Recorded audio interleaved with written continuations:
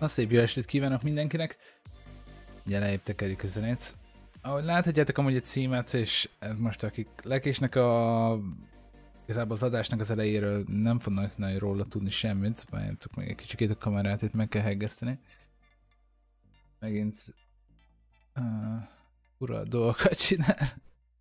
Ahogy a kamerával folyamatosan ezt kell csinálnom sajnos. Már egy kicsikét már készít, de hát majd lassan meg lesz az új kamera. Aztán nem kell ezzel ennyi baszakadni, nem mindegy. Szóval, mai téma annyi, hogy megnézzük azt a Q&A-t, ami volt Pestily és Nikita között, és igazából ennyi. Amúgy is holnap fogok róla videót csinálni, és ma akartam ezt a videót megnézni, gondoltam, akkor összekötjük a kellemest a hasznosra. Szóval aki szeretné tudni, hogy mik a kérdések és a rá vonatkozó válaszok, azok most így képben fognak lenni, mert így, ja, így neki lódulunk a dolgoknak, szóval kezdjünk is neki. Nem tudom, hogy eltüntessem innen a pofámat a sarokból, vagy ne. Nem tudom, melyik a jobb megoldás. Na mindegy. Várjatok, azt mondja, hogy kell neki ez így ide. Állítok, mert még heggeszteni kell itt a dolgokat. Ugye két ablakban van mennyit, vagy csak ez a hülye program nem akarja normálisan felismerni. Hopp, sikerült. Hát igen, eléggé hosszúra sikerült, amúgy. De viszont a kérdések jók az elejébe, egy nagyon piciket belenéztem és ja, na mindegy. Ugorjunk neki a dolgoknak. Paparapapa. Várjátok, már be kell állítani itt. Pestylyről éppen a legszebb képes sikerült elkapni amúgy. Egyen meg a szívét amúgy. Nagyon sok időt. Na így néz ki egy nagyon sok órát belenyomott Tarkov player amúgy, így élőben. Na, let's go. Hi guys, this is Pestily and welcome to another Escape from Tarkov video. Today I have something very special for you. I had a couple hour conversation with Nikita talking about all the stuff you guys have wanted to talk about. All the stuff from... Azt a részt amúgy át is ugorhatjuk. Tehát a lényeg az, hogy olyan kérdéseket gyűjtött össze ő és a saját community-je, meg úgy mindenki, amik kérdések eddig még úgy nagyjából nem voltak, azok a kérdések, amik legjobban érdeklik magát ugye Pestylyt is, meg ugye a közösséget, szóval ezeket a kérdéseket így összeszedték. Ezeket próbálják ugye feltenni Nikitának. De spoiler, nem néztem meg a videót, de nem fog mindenre válaszolni, mert nem tud mindenre válaszolni, szóval ezt az elejét, ezt az intro részét szerintem itt így át is pörgethetjük, mert igazából az erről szól. Let's go. I think what we've seen in the past is we've had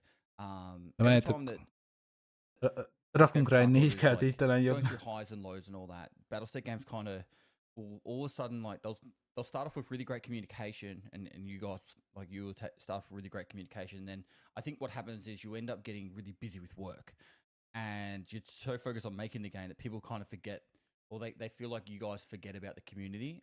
And in the past we've had, you know, you guys would just send out like, hey, we're working on this right now and all that kind of stuff. I think I guess one of the questions is, do you guys have more room to give more transparency moving forward on you know, what you guys are working on, like monthly updates or even fortnight, like every 2 weeks to send out a Twitter post or an in-game message with information releases to make it more available for us to know what's actually going on behind the scenes, because I feel like one of the biggest grievances I think is people feel like you guys just take the community for granted and that there's not enough communication coming out of Battlestate games. Of course they're not taking it like this.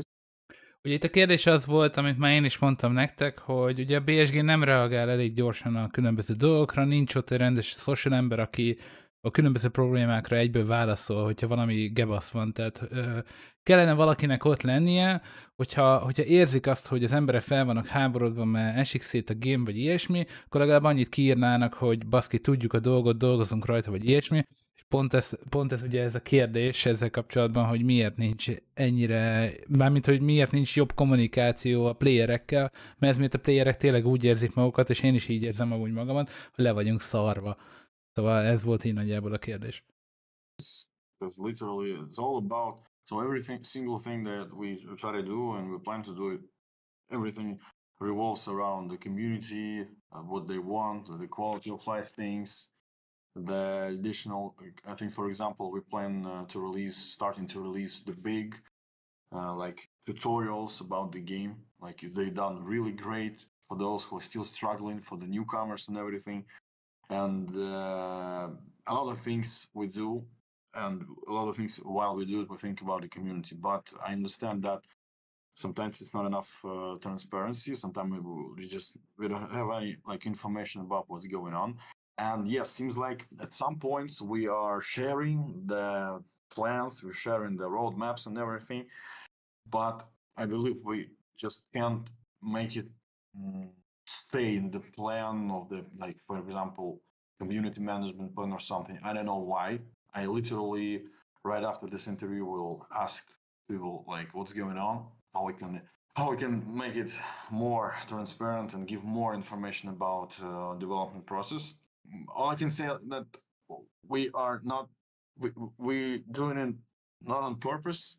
We are doing it like just literally, as you said, we got overwhelmed with work, and sometimes I believe it's just not enough information for you guys. So yeah, that's the point.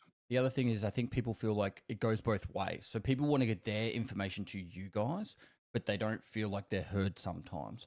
And I'm asking the question right now is, what do you deem the best way for the community, either as an individual or as a whole, to be able to say, hey, this is upsetting us, or this is something we're excited about, hear us. When it comes to Pont ezt mondtam, amit most Pestily mondott, hogy ez kellene, hogy őszintén kommunikáljanak a közösséggel. Nem az kell, hogy ígérgessenek, hogy hazudjanak, hogy legyen mindig update, meg kutyafaszom, meg ilyenek. Ha nincs kész egy update, vagy úgy látják, hogy nincsenek kész vele, írják ki nyugodtan Twitterre, meg mindenhova, hogy baszki, nem tudunk vele még időben végezni, mert jól akarjuk berakni. De az se biztos, hogy ha berakjuk, akkor az jó lesz. Tehát inkább legyenek őszinték, nyersek, bazd meg, és szerintem több embernek visszanyernék úgymond a hitét a játékban, szóval ez egy full normális dolog lenne. Hát mindenki szereti ezt a játékot, aki már játszik vele, szóval inkább legyen normális kommunikáció, mint ilyen faszakodások. Amúgy az előtte azt mondta Nikita, hogy ugye eléggé le vannak terhelve, hogy az alap problémákra azért eléggé gyorsan tudnak reagálni, hogyha valami van, de hogy ő is feltette ugye a csapatának a kérdést, hogy még hol tudnának még jobban több információt adni. De nem kell arról információt adni, hogy milyen fázisban van a játék, meg ilyenek, arról majd beszélgetünk ilyen Q&A-kben, senkit nem érdekel. Viszont az, hogy éppen milyen állapota van a játéknak, és hasonló dolgok, azokat jobban meg kéne reagálni, hogy a playerek ne haragudjanak a játékra, meg ugye szegény Nikitára, meg úgy mindenkire, na mindegy. some problems in the game or some imperfections or some like broken stuff, usually it's pretty fast. So the signals go pretty fast. So literally we know about like something is really bad pretty quick. Because literally there's a lot of people in the community, there's a lot of chats, there's a lot of places where people can say about like what's going on, and also the support. So ebben mondjuk beleszólnék, mert 2 official Discordja van a Tarkovnak, ugye az Arena, meg ugye a sima Tarkovos Discord, és még nekem például még egyiken se írtak vissza, pedig írtam a supportnak, és a support küldött el a Discordra, hogy írjak rá erre az emberre, és aztán 3-4 hete nem kaptam választ, meg egyik oldal se. Ugye tudjátok a clear feed-del kapcsolatban, ugye az arena kasztolásokkal kapcsolatban, ugye most kint volt ez a guide videó, azt szeretném megcsinálni egy ilyen magyar hanggal, tehát hogy ugye szeretném megkapni a nyers videófájlt, és akkor lebírom venni róla a szöveghangot, és már találtam egy embert, aki ezt magyarul tök jól el tudná mondani, akinek szintén ilyen tarkós hangja van. Szóval, hogy ilyen dolgokkal kapcsolatban írtam ott emberekre Discordon, de mindegy. Lehet, hogy még egyszer írok, nem tudom. Some information is getting through. Like the crucial information about some broken stuff, like 97% of the information goes through, and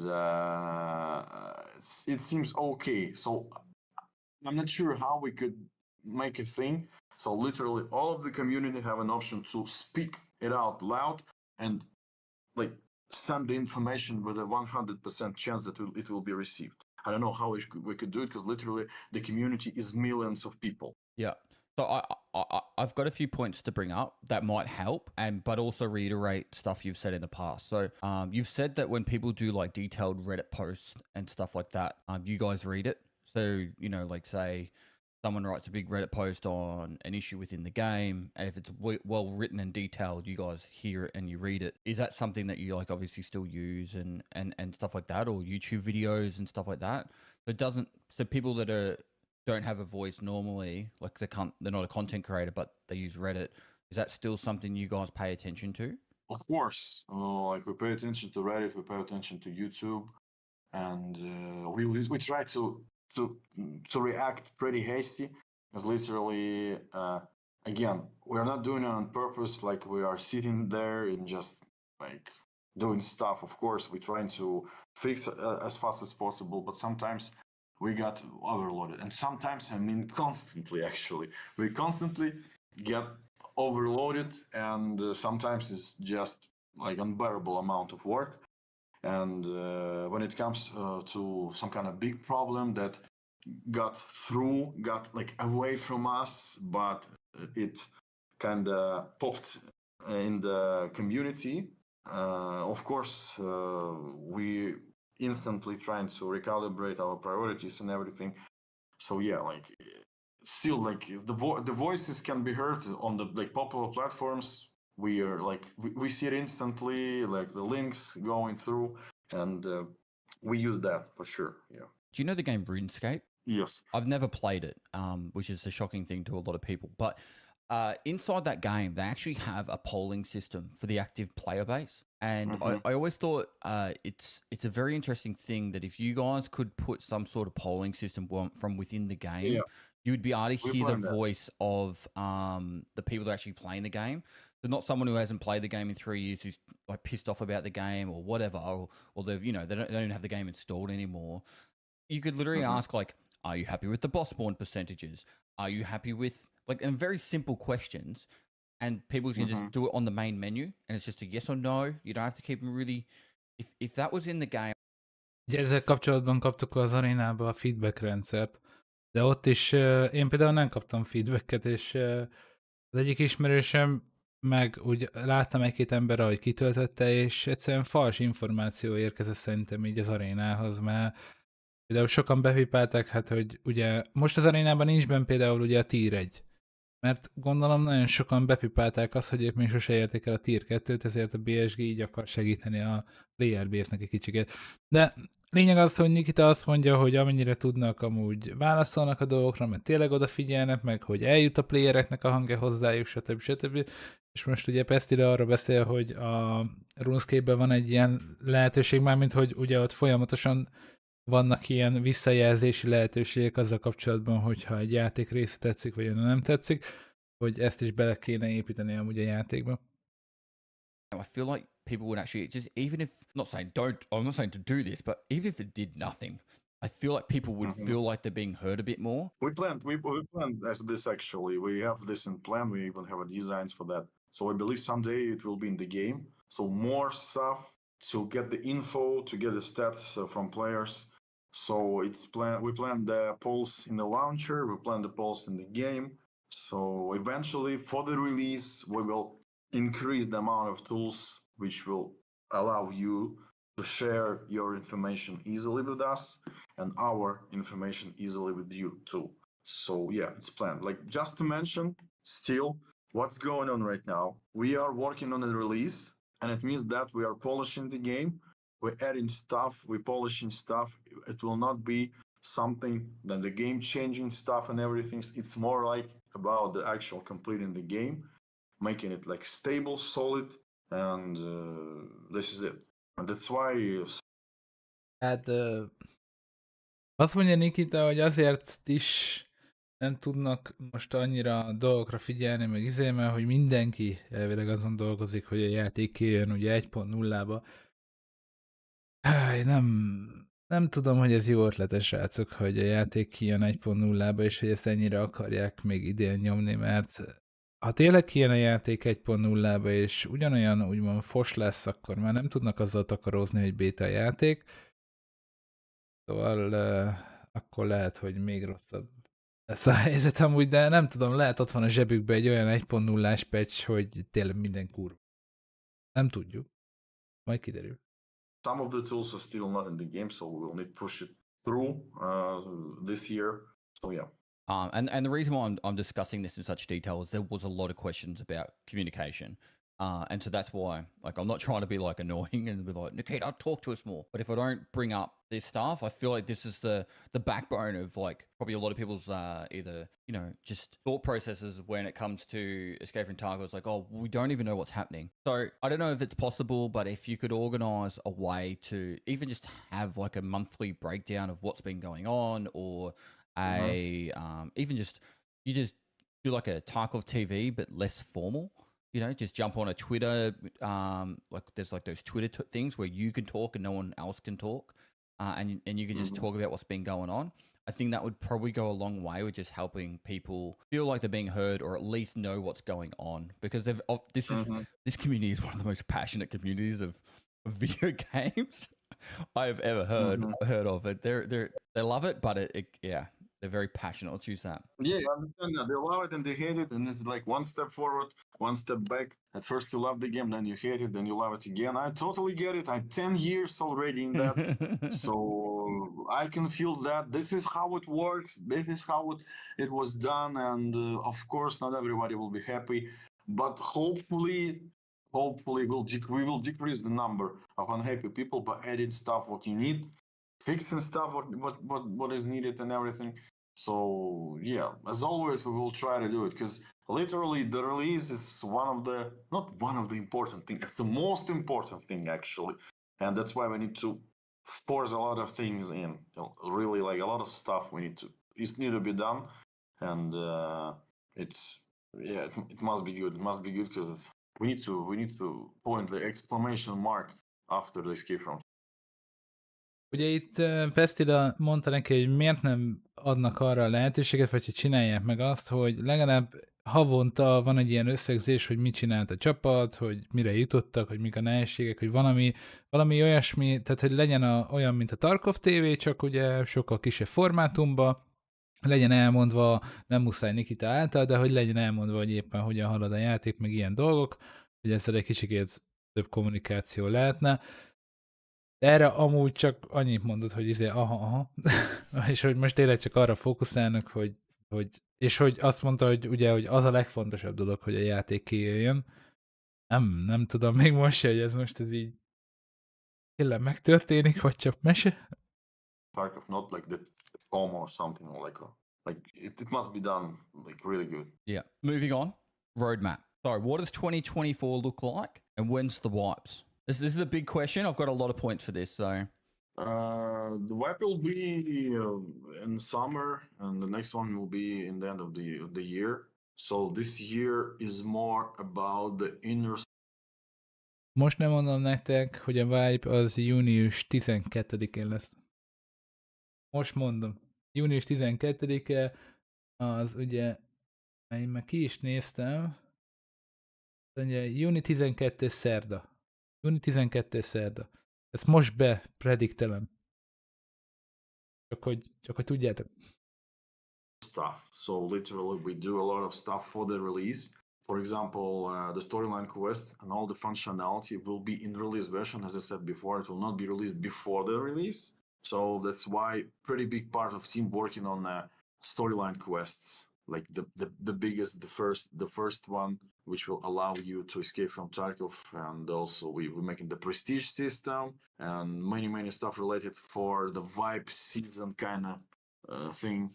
And azt mondta Nikita, hogyha ki fog jönni a játék, akkor lesz egy ilyen storyline, questline, amit nem fogom még megkapni a Vibe-ból, csak akkor, amikor kijön a játék. Tehát egy teljesen különböző küldetés ág, ami egy PvR része lesz a játéknak? Vagy nem tudom, hogy ezt hogy fogják elképzelni. Na mindegy, mármint, hogy megvalósítani. yeah, so big part of work is related to that. Also, the graphics rework will be released earlier just to test it. Other than that, there's a lot of features and polishing, but not as much as it was in the last year, the year before. So mostly it's about polishing, I guess, fixing and adding something to the game. I cannot like disclose everything right now because literally I plan to do it on the Kharkov TV. Yeah, but something like that. So we are focusing on the release, and there's a lot of stuff purely for the release only. So that's why you don't have you only need to wait yeah, for the release. yeah.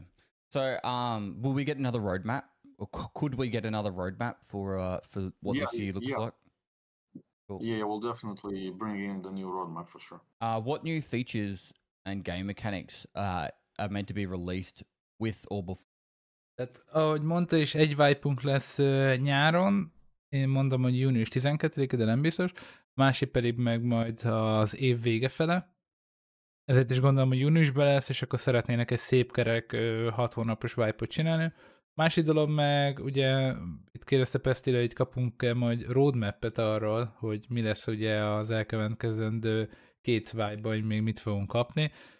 Szóval ja, és másik dolog, amit elfelejtettem mondani, hogy mondta Nikita, hogy még a következő vibe-ban meg fogjuk kapni a grafikai szépítést igazából, hogy sokkal szebb grafikája lesz a játéknak. Nem tudom, hogy ez mit jelent. Na mindegy, reméljük nem az, hogy még kevesebb FPS-ünk lesz. Én amúgy is lovon játszok, szóval nekem tök mindegy. For 1.0. Again, you will see that. I will show you. Okay. I cannot disclose. Like literally, it's not too much, but still, I cannot disclose them.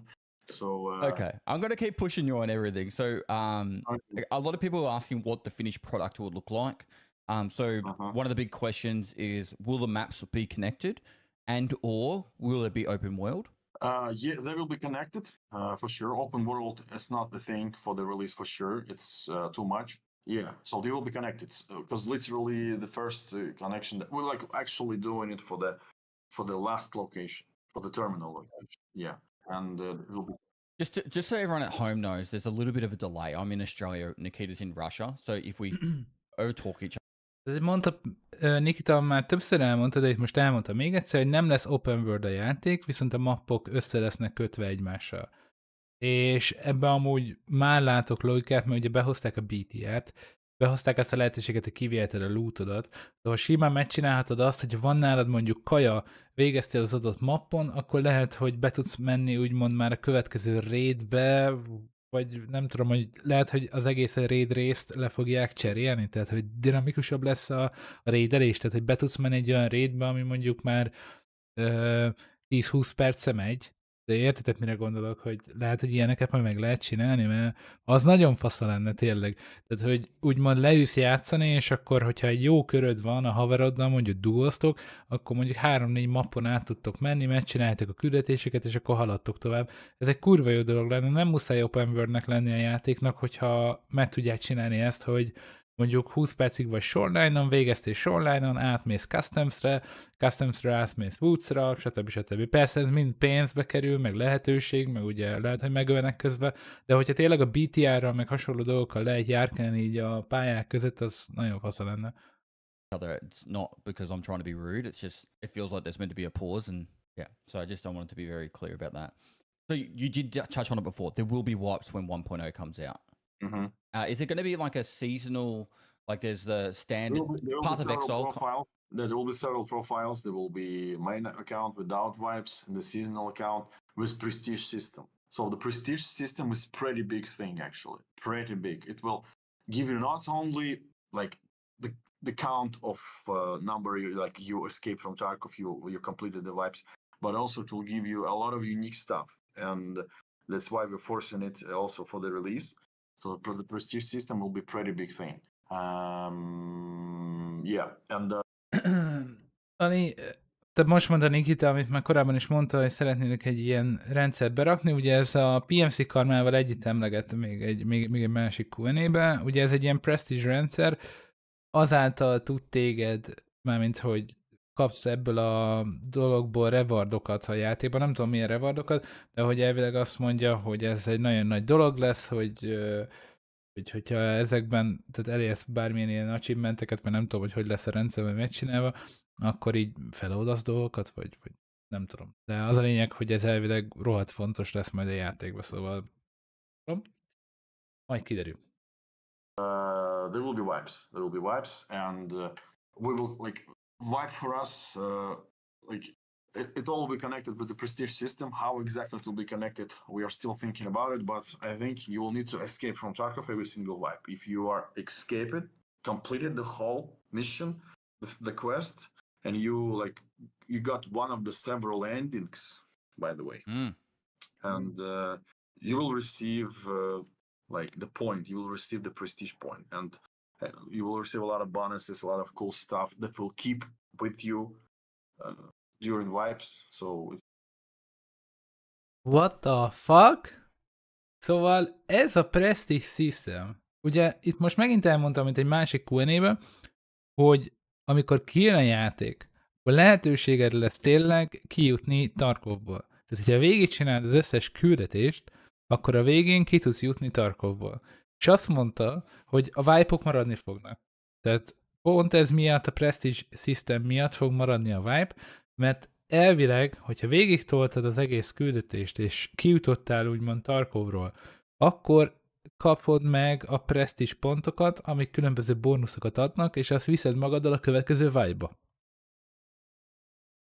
Hát, ha cheater problémát nem fogják megoldani, akkor Prestige pontos ilyen milliómos cheaterekkel fogunk találkozni minden vibe-ba, egyre többel és többen, na mindegy. it's pretty interesting stuff. Are there going to be more traders within the game? Like Prapper, will we see him in the game? Okay. At least we plan to add one more trader, and this trader will be linked to Arena. So another pretty big thing is going is linkage, EFT and Arena, and all the functionality. Actually, a lot of work is going in Arena, a lot of stuff we are redesigning on the go. And one of the main features that we want to add pretty soon is the linkage for the EFT and the ability to share stuff between accounts. So it's also a pretty big thing.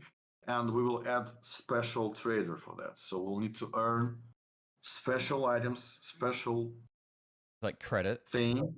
Yeah, something like that. And we will be able to spend it in EFT. So it will be another source of income with a unique trader. Itt arról volt szó, hogy be fog kerülni még egy utolsó trader a játékba, elvileg, és ez a trader fogja összekötni a két játékot egymásra, tehát az arénát, meg ugye a Tarkovat. Tehát gondolom tőlük kapjuk meg majd a küldetéseket az EFT-be, hogy menjünk arénázni, vagy az arénába, hogy menjünk EFT-zni, szóval, hogy valami majd így meg lesz majd oldva. Szóval elvileg ő lesz a connection a két izék között, és én már sejtem is, hogy ki a trader. Ha valaki nézte a Rizének a második évadját, ott ugye van az a rész, amikor Rizéket elfogják és elviszik az arénába. Ott van egy kockás inkben ülő emberke, aki ennek az arénának, az otthoni arénának a főnöke. Én szerintem ő lesz amúgy a trader. Mert ugye ő irányítja ezeket a Bloodhound-os egységeket, ők szedik be azokat a téveigő PMC-ket, és rakják be őket az arénába, szóval szerintem ez az a faszi lesz majd, de majd a holnapi videóban majd kikeresem nektek azt a részt. I'm also, I should have said this at the very beginning, I've forgot another discussion going on with Arena and Battlestar Games and Escape from, and Nikita and that. So I'm going to keep this focused on Escape from Tarkov, because otherwise we will spend the rest of our lives talking. But it's good to bring it up. It's good to bring it up. I'm not saying not talk about it, but if there was a lot of questions about Arena as well, and I've got that separate for another conversation at another point in time. Okay. So yeah, the map terminal. What can you tell us about that? No, it's just it's just it's ending location. It's not like the raid location. It will be kind of single player mission that we need to complete, and that's it. Pretty unique functionality will be there. So we are trying to make it dynamic and stuff. Again, to add something new for the EFT, to have such kind of mission. Again, every single thing that we do in the game, we plan to reuse, to add something like that in the future. For example, we will add BTR for the woods, and it will be pretty soon. That's cool. Now, some of the other things that I'm bringing up are stuff you've brought up over the last few years.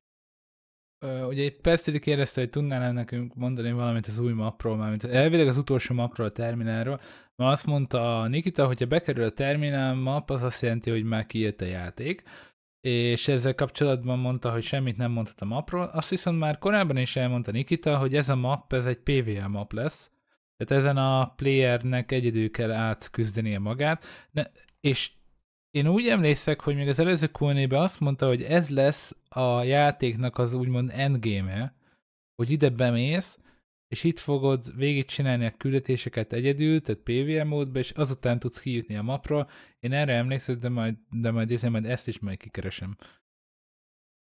And just seeing if that's still coming. You don't have to go into too much detail if it is or not. It's up to you. But clans, alliances, corporations. I know in the roadmap of 2018 you said it was coming soon, but then you said later on it would be coming out after 1.0. Is that still on the? Most likely, yeah, it will come after 1.0 as a DLC, and yeah, like so, like again, the big functionality for that, because it's not like clan tag or something. It's like a lot of things in there. And that's why we wanted to pack it up like a DLC. Unconscious state and the use of a defib in game. Still, like at the state of R&D, like. Ugye itt a kérdés az volt, hogy ugye klánok lesznek-e tehát hogy lehet-e majd guildeket csinálni, csoportosulásokkal, stb. Hogy ilyen dolgok, és mondta, hogy ez majd DLC formájában fog majd bekerülni a játékra, nagyon többet nem mondott róla. Mostani kérdés meg az volt, hogy ugye magának a defibrillátornak bejön-e a funkciója a játékba. Ez volt ugye a kérdés. A lot of stuff, like animations, like additional kind of stuff, advanced animations, they were being done constantly, but I don't know when exactly we should actually implement it, because it's a game changer and it will bring a lot of testing, a lot of bugs and everything. So I think we'll edit someday, I guess, but we'll see. So right now we are not like forced, but yeah, kind of forced to cut things out, really, because otherwise it will go on for another year. Yeah. So that's why we need to just push it and just cut it out and move forward. So some features will be packed later for the DLC. Some features will be totally cancelled. So yeah, it's a usual thing. Lockpicking. Again, ugye itt már korábban is mondta Nikita, és ezt sokszor el fogom mondani, hogy korábban is mondta, mert minden Q&A-t elolvastam, meg ugye megnéztem. Ott mondta, hogy lehet, hogy lesz lehetőség majd ilyen knockout rendszer, mint mondjuk az Apex Legends-be, vagy mondjuk a PUBG-be, hogy felbírod szedni a társadat, hogyha úgy találják el, hogy ugye nem halálos a dolog. Erre akarták, hogy berakni ugye magát a defit is, hogy újra lehet éleszteni. Mondta, hogy nem biztos, hogy berakják, mert hogy eléggé game changer dolog az, hogy felszeded a társadat, hogyha mondjuk, nem tudom, fejbe lövik. Szóval, hogyha amúgy olyan formában rakják be, amit így lehet normálisan balanszolni, hogy például, nem tudom, hogyha ellövik a haverod lábát, akkor tényleg meg tudod fogni mondjuk magát a testet, és mondjuk arrébb tudod rángatni, vagy valami ilyesmi, szóval az fasza lenne. Tehát ne legyen benne ilyen varázskezes, ez a, tudjátok, mint az Apexben is, hogy ennyit csinálsz, és akkor így fel kell az ember, hanem hogy valahogy így építsék be a mechanikába, úgy az úgy szerintem tök illene a játékhoz. Like we have all the animations, we have all of the designs, everything, but it's not that priority to add that. But again, it will be pretty easily implemented. We want to implement, because there will be new boss, and this boss will come. I really want it to come with the functionality of booby traps and mine fields and placing mines and everything. So that's why like it draws additional like area of work related for the mines. And mine diffusing. Yeah, I was gonna say, are we meant to diffuse the mines? Oh boy!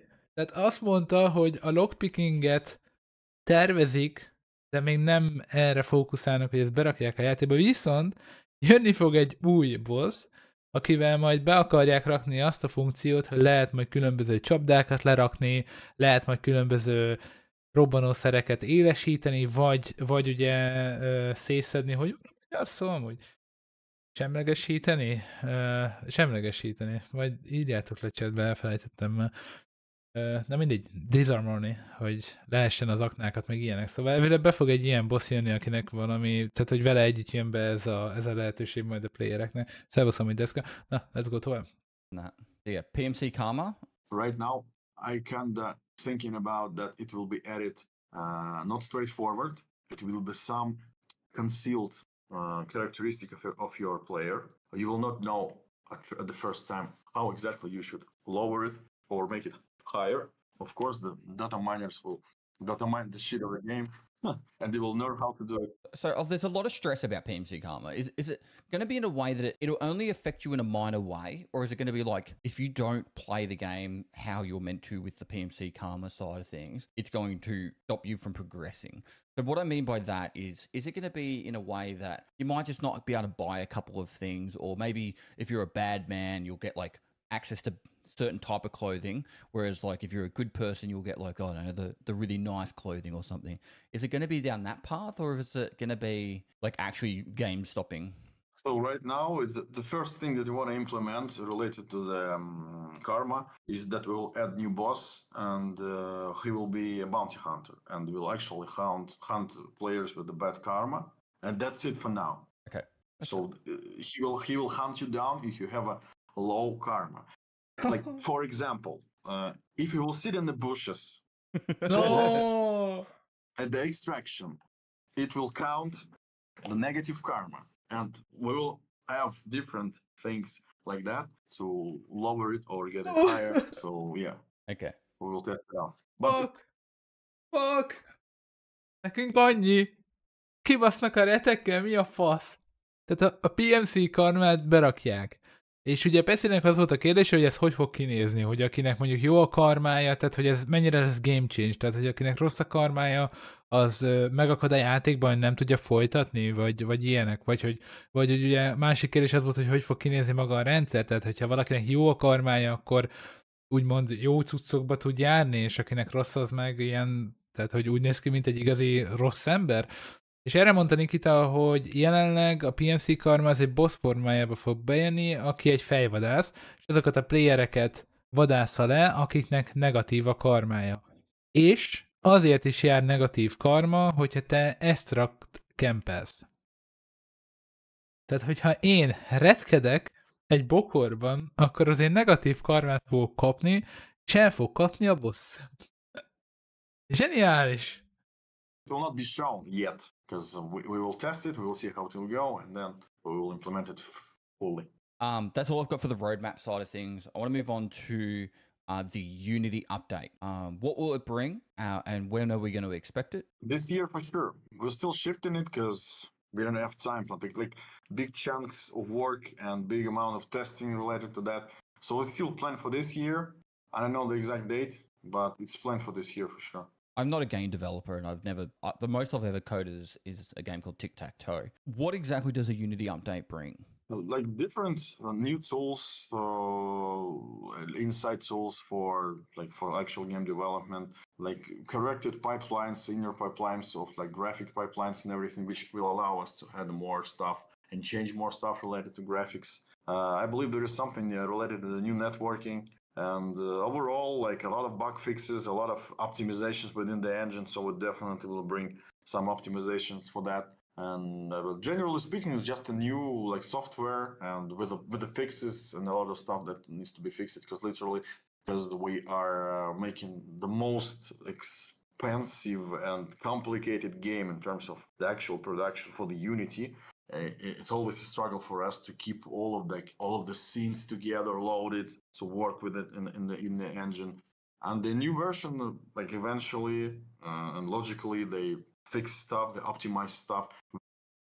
Ádám mondta, hogy ha valaki extraktnál például campel, azért mínusz karma jár. Érted, a játék tudja a pozíciódat. Hogyha látja, hogy mondjuk 20 perccel ott fekszel egy bokorba az extraktnál, ami nem a te extraktod, érted? Vagy például ilyesmi, elvileg azért jár mínusz repu, de majd kiderül, hogy lesz. Within the engine, within the editor, and it will run faster and it will allow us to build faster, work faster, and generally speaking, it's just like an updated tool for that in general. Like I said, I'm not in development, and understand a lot about it, but I have an idea, I guess. If it brings a lot of optimization, like there is people out there at the moment that still can't play Streets, for example. Why? And I'm not trying to be rude, but why isn't getting to the latest version of Unity like the thing that you should try and get done first? No, it will not. It will not give like the huge impact. It will not give us like the huge performance boost for the Streets, because Streets still getting optimized with our own hands, with our own tool that we built, and it's just about it. So it's just a really complicated, really big location that needs to be additionally optimized, like manually, and the new version of Unity will not give some like the big amount of optimization for that. Like Ezt már én is amúgy nagyon sok embernek elmondtam, akik kommentekbe írják, hogy de még mindig a régi Unity-t használjuk, meg ilyenek. Nekik is mondtam, hogy hiába raknák föl most a legújabb Unity-t, attól még nem lesz semmi se jobb. A Unity csak sokkal jobb túlokat ad a deveknek, könnyebben hozzáférnek a játékhoz. De most is mondta Nikita, hogy a jelenlegi túlokkal is tudnak úgy dolgozni, tehát hogy így is már elérték azt a fokot a Streetsen, amit el tudtak érni, az más dolog, hogy mi nincsenek kész vele, de hogy a Unity nem fog hatalmas nagy változásokat hozni a játékban, ennyi. I think it will be something like noticeable, but not too much, because literally we still need to do a lot of stuff by ourselves to optimize it. Okay. Like I said, I'm probably not the best person to be asking the questions, but it's probably also a good reason why I am asking the questions, because I don't know. Like, I don't understand how easy it is to just change to the next engine. So It's that's not why. easy. Yeah, I wouldn't deem it be easy, but I at least need to ask about it. So I'll move on to the next topic, because I have a lot of things to talk about. So we can't talk about stuff forever. Microtransactions. So I'll start with this question and we'll move on from there. But what can we expect to see with microtransactions? More clothing for sure. We will add some new stuff in April. Some like not like 100% unique, but something new for that. And that's it for now. So we are not planning adding anything. So we will add more clothing, and we will. Miért van az, hogy amikor megkérdezte, hogy még lesznek-e különböző mikrotranszakciók, akkor nagyon a fülével babrált közben, hogy nem lesz több. Mondtam úgy, hogy lesz még, de az csak ruhákkal kapcsolatos. Reméljük, hogy olyan, amit amúgy a játékban is el lehet érni, nem csak ilyen shop only lesz, mert az mondjuk eléggé buziság lenne, de hát meg kiderül. For that moment, so we will not add anything like, as I said before many times, like boosters, equipment packages, currency packages, and so on. We will not add it, so it will be only about closing and what we have in the game right now. So it's a stash expansion and like cooperative mode. Yeah. Ability to play. There is a question about a few people asking because they missed out on buying Edge of Darkness. Will you Edge of Darkness ever return, or will it be sold in bits? So, for example, would they be able to buy the Gamma container at any point? There will be a new version of the game pretty soon. Okay, and they'll be able to get the Gamma container there? Yeah, there will be Gamma container there, and also like other pretty cool stuff. Is it going to be better than Edge of Darkness? Yes. Okay. Now, this one... Oké, tehát az Edge of Darkness kivették az EOD-t, de hogyha megjelenik a játék, akkor lehet venni egy sokkal jobb csomagot majd a játékhoz, ami sokkal jobb lesz, mint az Edge of Darkness volt. Most mondta hivatalosan ki, Nikita. Na mindegy. There's a bit to this question, so just hear me out. A lot of us, by us I mean creators, buy multiple accounts. Is it possible that you could make it that you could have more than one character on the same account? And you could even sell those extra character slots on the one account. So then I could have my main USEC PMC, but then I want to play a hardcore playthrough, and I could buy that, say for $10. I could have another character, and I have to pay $40 to buy a whole new account. I could have it all on the one account. Is that something that you'd be open to in the future? Or maybe just out of goodwill, give us a second character, and then we could buy the third and fourth? There will definitely something about that for sure, because I know that it's way too easier to have all the characters in one account, not switch in and off and everything. And it can be done pretty easily. So yeah, most likely there will be additional characters. Like for example, Edge of Darkness edition will receive one character for free. I don't know, like something like that. There we go. Again, it's not that we are doing right now, but we are planning for sure. I know this is me just venting. Itt csak annyi volt a kérdés, ugye ezzel kapcsolatban, hogy lehet-e majd másik karaktert is húzni, tehát hogy ilyen altkarizni, mint mondjuk a World of Warcraft-ban, hogyha mondjuk valaki zero to herozni akar, vagy mondjuk hardcore-ozni, vagy ilyesmi, akkor ugye ne a main karakterével kelljen hülyeskedni, vagy ne kelljen rezetelni az akját, hanem akkor tud kezdeni egy másikat. És erre mondta, hogy lehet, hogy lesz majd rá lehetőség, hogy például aki megveszi az EOD-t, annak lesz egy lehetősége, hogy még egy létrehozható karakter. But every time I have to switch account, because sometimes I'll like log into my main account to do my Bitcoin farm, and then I go back to my hardcore account. I have to do the capture, and I must be a pure fucking robot because I can never get the captures done. So like, it's actually really agitating when I get locked out of my account because I can't do a capture. All right, this is the topic that everyone screams, and you know what's going to be. We need to talk about cheaters. There's a few things that were very common with the people's comments and questions. So I'll start at the top, and we'll just go from there. So a lot of questions about client-side authentication and server-side authentication, and apparently, like, and by the way, I have no fucking clue about how cheats work. But apparently, because a lot of the actual loot is client-side, people can make cheats that can get loot really easily or know where the places are of loot really easily. It's not that easy. We don't have a loot on the client side, everything on the server side, but we have like a lot of checks on the client to optimize the networking and stuff, and they finding and like imperfections in code, and also some like how to say it, abuses of the native code of Unity and everything. So it's not that easy. It's not like we have like half of the game on the client side.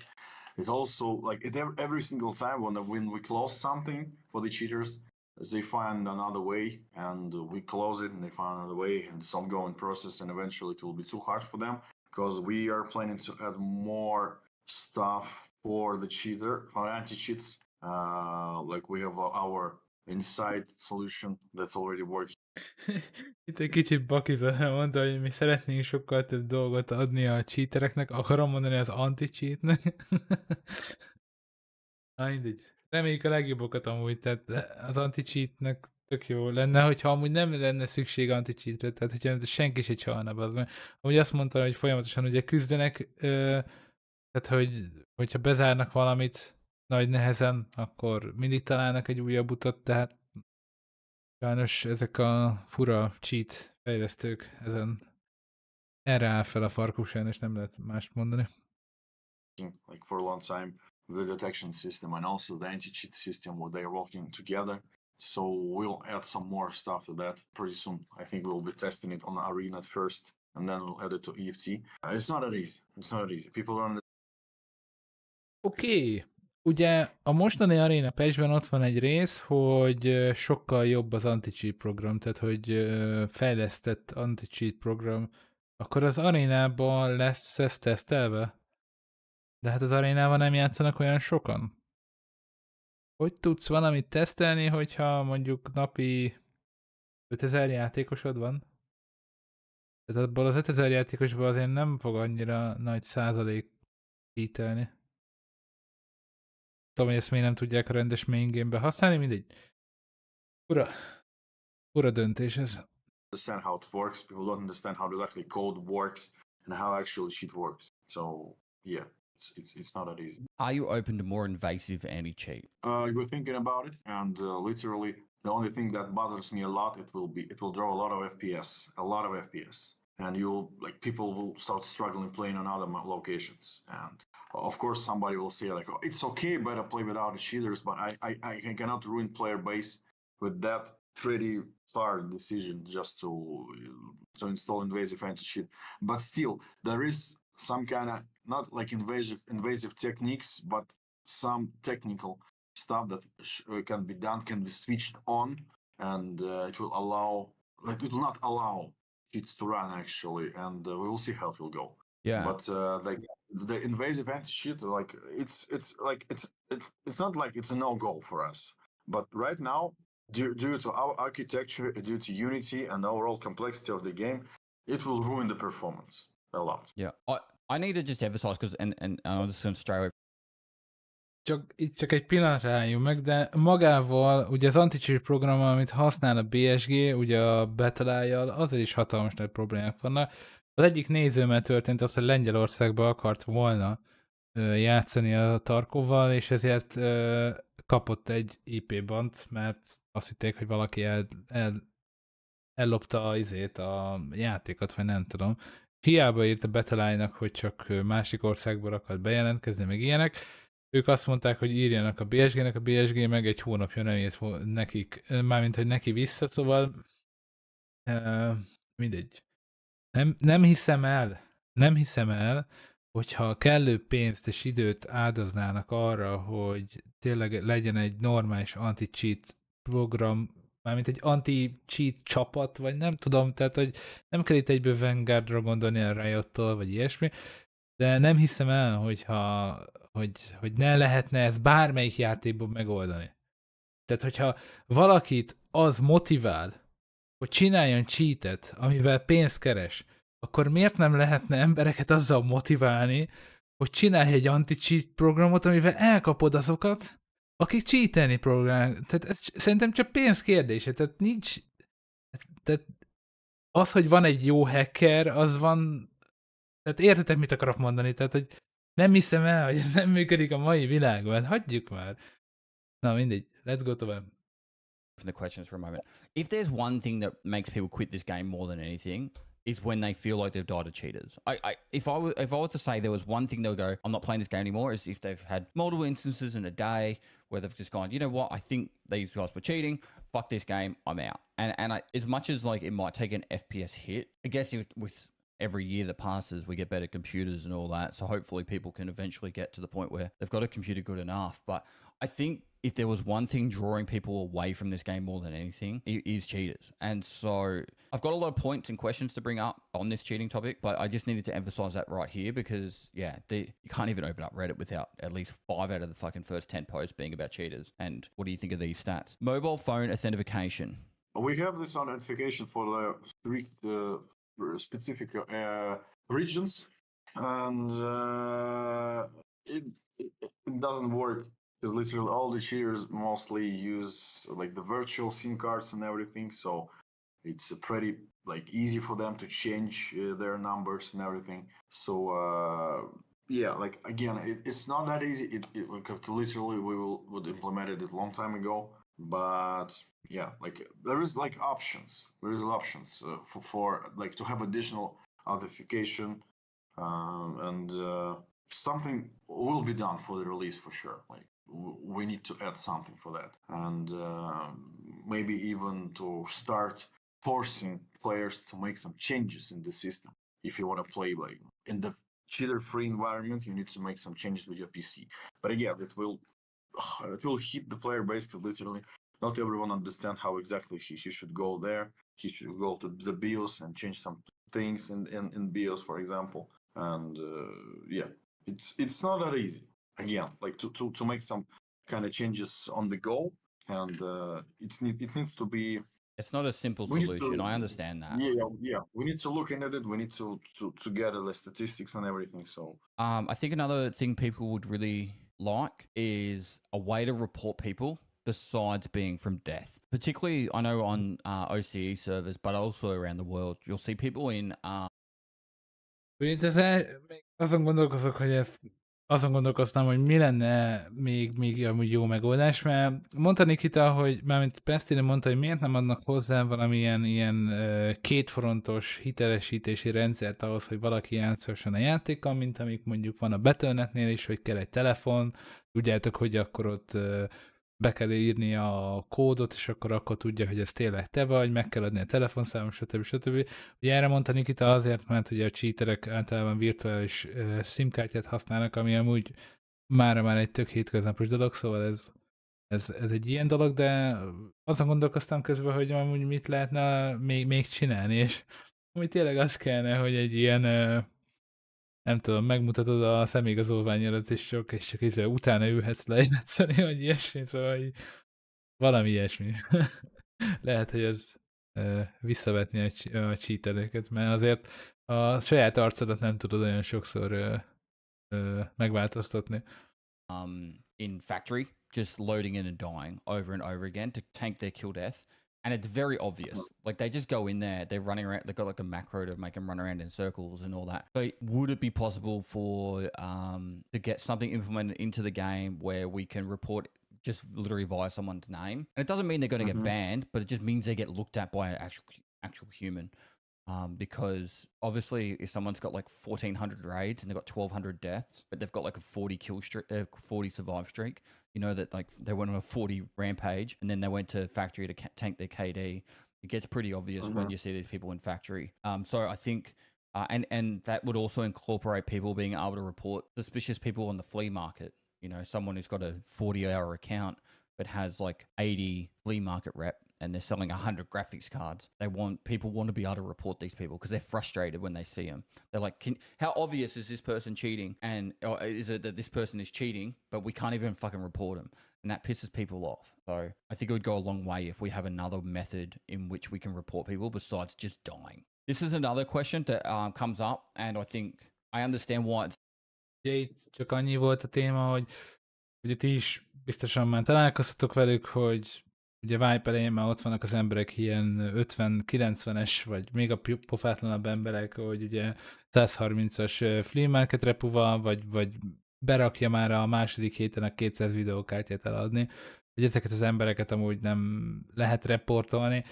Mondjuk Pestily helyében én azt kérdeztem volna meg, hogy miért nem ti reportoljátok le őket a picsába, hiszen 1000%-ot csalnak valamit, szóval mindegy.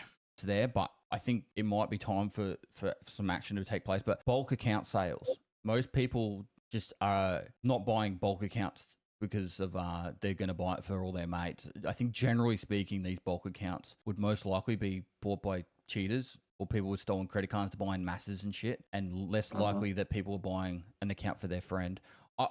I've bought bulk myself to give away for events and stuff, but I think, you know, most people don't like it. Just even of being there. I'm just being honest, telling you how it is, how people perceive it. So limit the selling on this account somehow.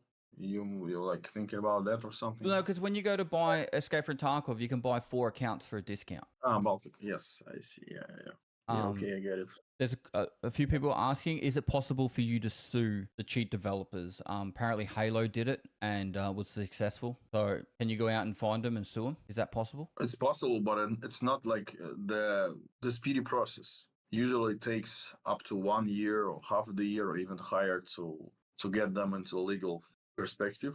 And we are working in that direction. But it's not easy to do again, because literally it takes a lot of time if it comes to the legal processes and everything.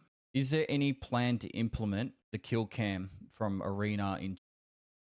Ugye itt az volt a konkrét kérdés, hogy miért nem csinálnak a cheat fejlesztőkkel valamit. Tehát most, hogyha felmentek a Google-re és beírjátok, hogy Tarkov cheatek, akkor egyből kidob nektek legalább 50 oldalt, ahol tudtok valami cheatet venni. Hogy miért nem ezekkel a devekkel kezdenek valamit, és erre mondta Nikita, hogy ugye a jogi része, mire ez elkezdődik, meg a procedúra, az több évbe kerül. Hát igen, nagyon törvényekkel kapcsolatban ebben a témában kurvára le van maradva még a világ. Tehát nem értik meg az online bűnözéssel a rendőrség, ugye a különböző szkemeket, biztos ti is kaptok SMS-eket, hogy ugye ilyen-olyan csomagod érkezett ide-oda, meg jó lenne, hogyha regisztrálnál, felhívna telefonon, hogy melyik bort szereted, meg ilyen fasságot. Tehát, hogy úgymond ezekkel a szkemekkel, meg a különböző ilyen online szkemekkel nem foglalkozik normálisan a rendőrség. És nincs erre törvénykezés, és egy videómban ezt már kifejtettem, hogy maga ezekkel a csalásokkal kapcsolatban is rendes büntetés kellene, hogy legyen, mint hogyha csalsz, meg hogyha csalást csinálsz, és mondták, hogy jó, hát valakit csak azért nem dughatsz börtönbe, mert mondjuk én botolt az egyik játékba, ne, csak legyen ott a levegőben, hogy jár érte pénzbírság, meg stb. Hasonló dolgok, és ahol legjobban meg lehetne baszni ezeket a cheat készítőket, az maguk az internetes oldalak.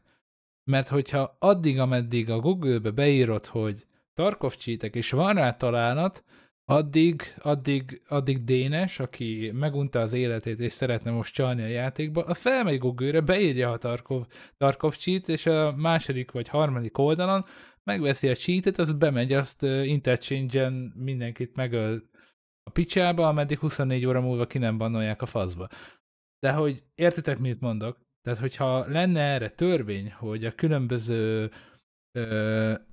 szolgáltatók, hogyha megjelenítik ezt, hogy van, tehát hogy adnak rá lehetőséget, hogy te találj egy olyan oldalt, ahol cheatet adnak el, akkor maga a szolgáltató is részese ennek a úgymond bűnhálózatnak, és most értitek a túlzás benne, itt a lényeg az, hogy valahogy erre kéne terelni a dolgokat, hogy mindenki lássa azt, hogy tényleg ez egy megkárosítása a játékoknak, meg a játékos bázisnak, meg a cégeknek is, és akkor lehetne jogi útra terelni dolgokat, de ezért mondom, hogy maga a törvénykezés része az rohadtul le van maradva, szóval nem tudom, hogy hány év múlva kapunk egy normális törvényt ezzel kapcsolatban, és ja, na mindegy, menjünk tovább.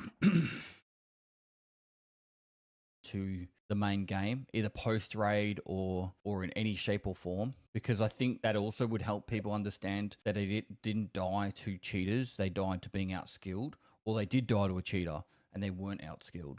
So either post-raid, kill cam, when the server's finished, like everyone's out of the raid, can they go back and watch it? I think that would help also people being more accurate with reporting of cheaters. It can be done, but we will need a lot of time to make it right, a lot of time to make it workable, like to store this replay somewhere with that amount of like the raiding sessions that we are having right now.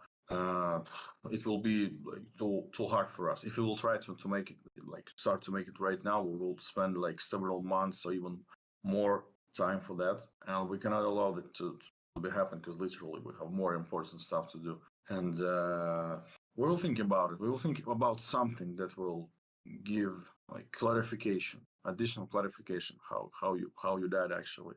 We will think about it. Okay. And the last one Ezt ahogy nagyon nem értettem. Ugye a killcam-et azt már berakták az arénába.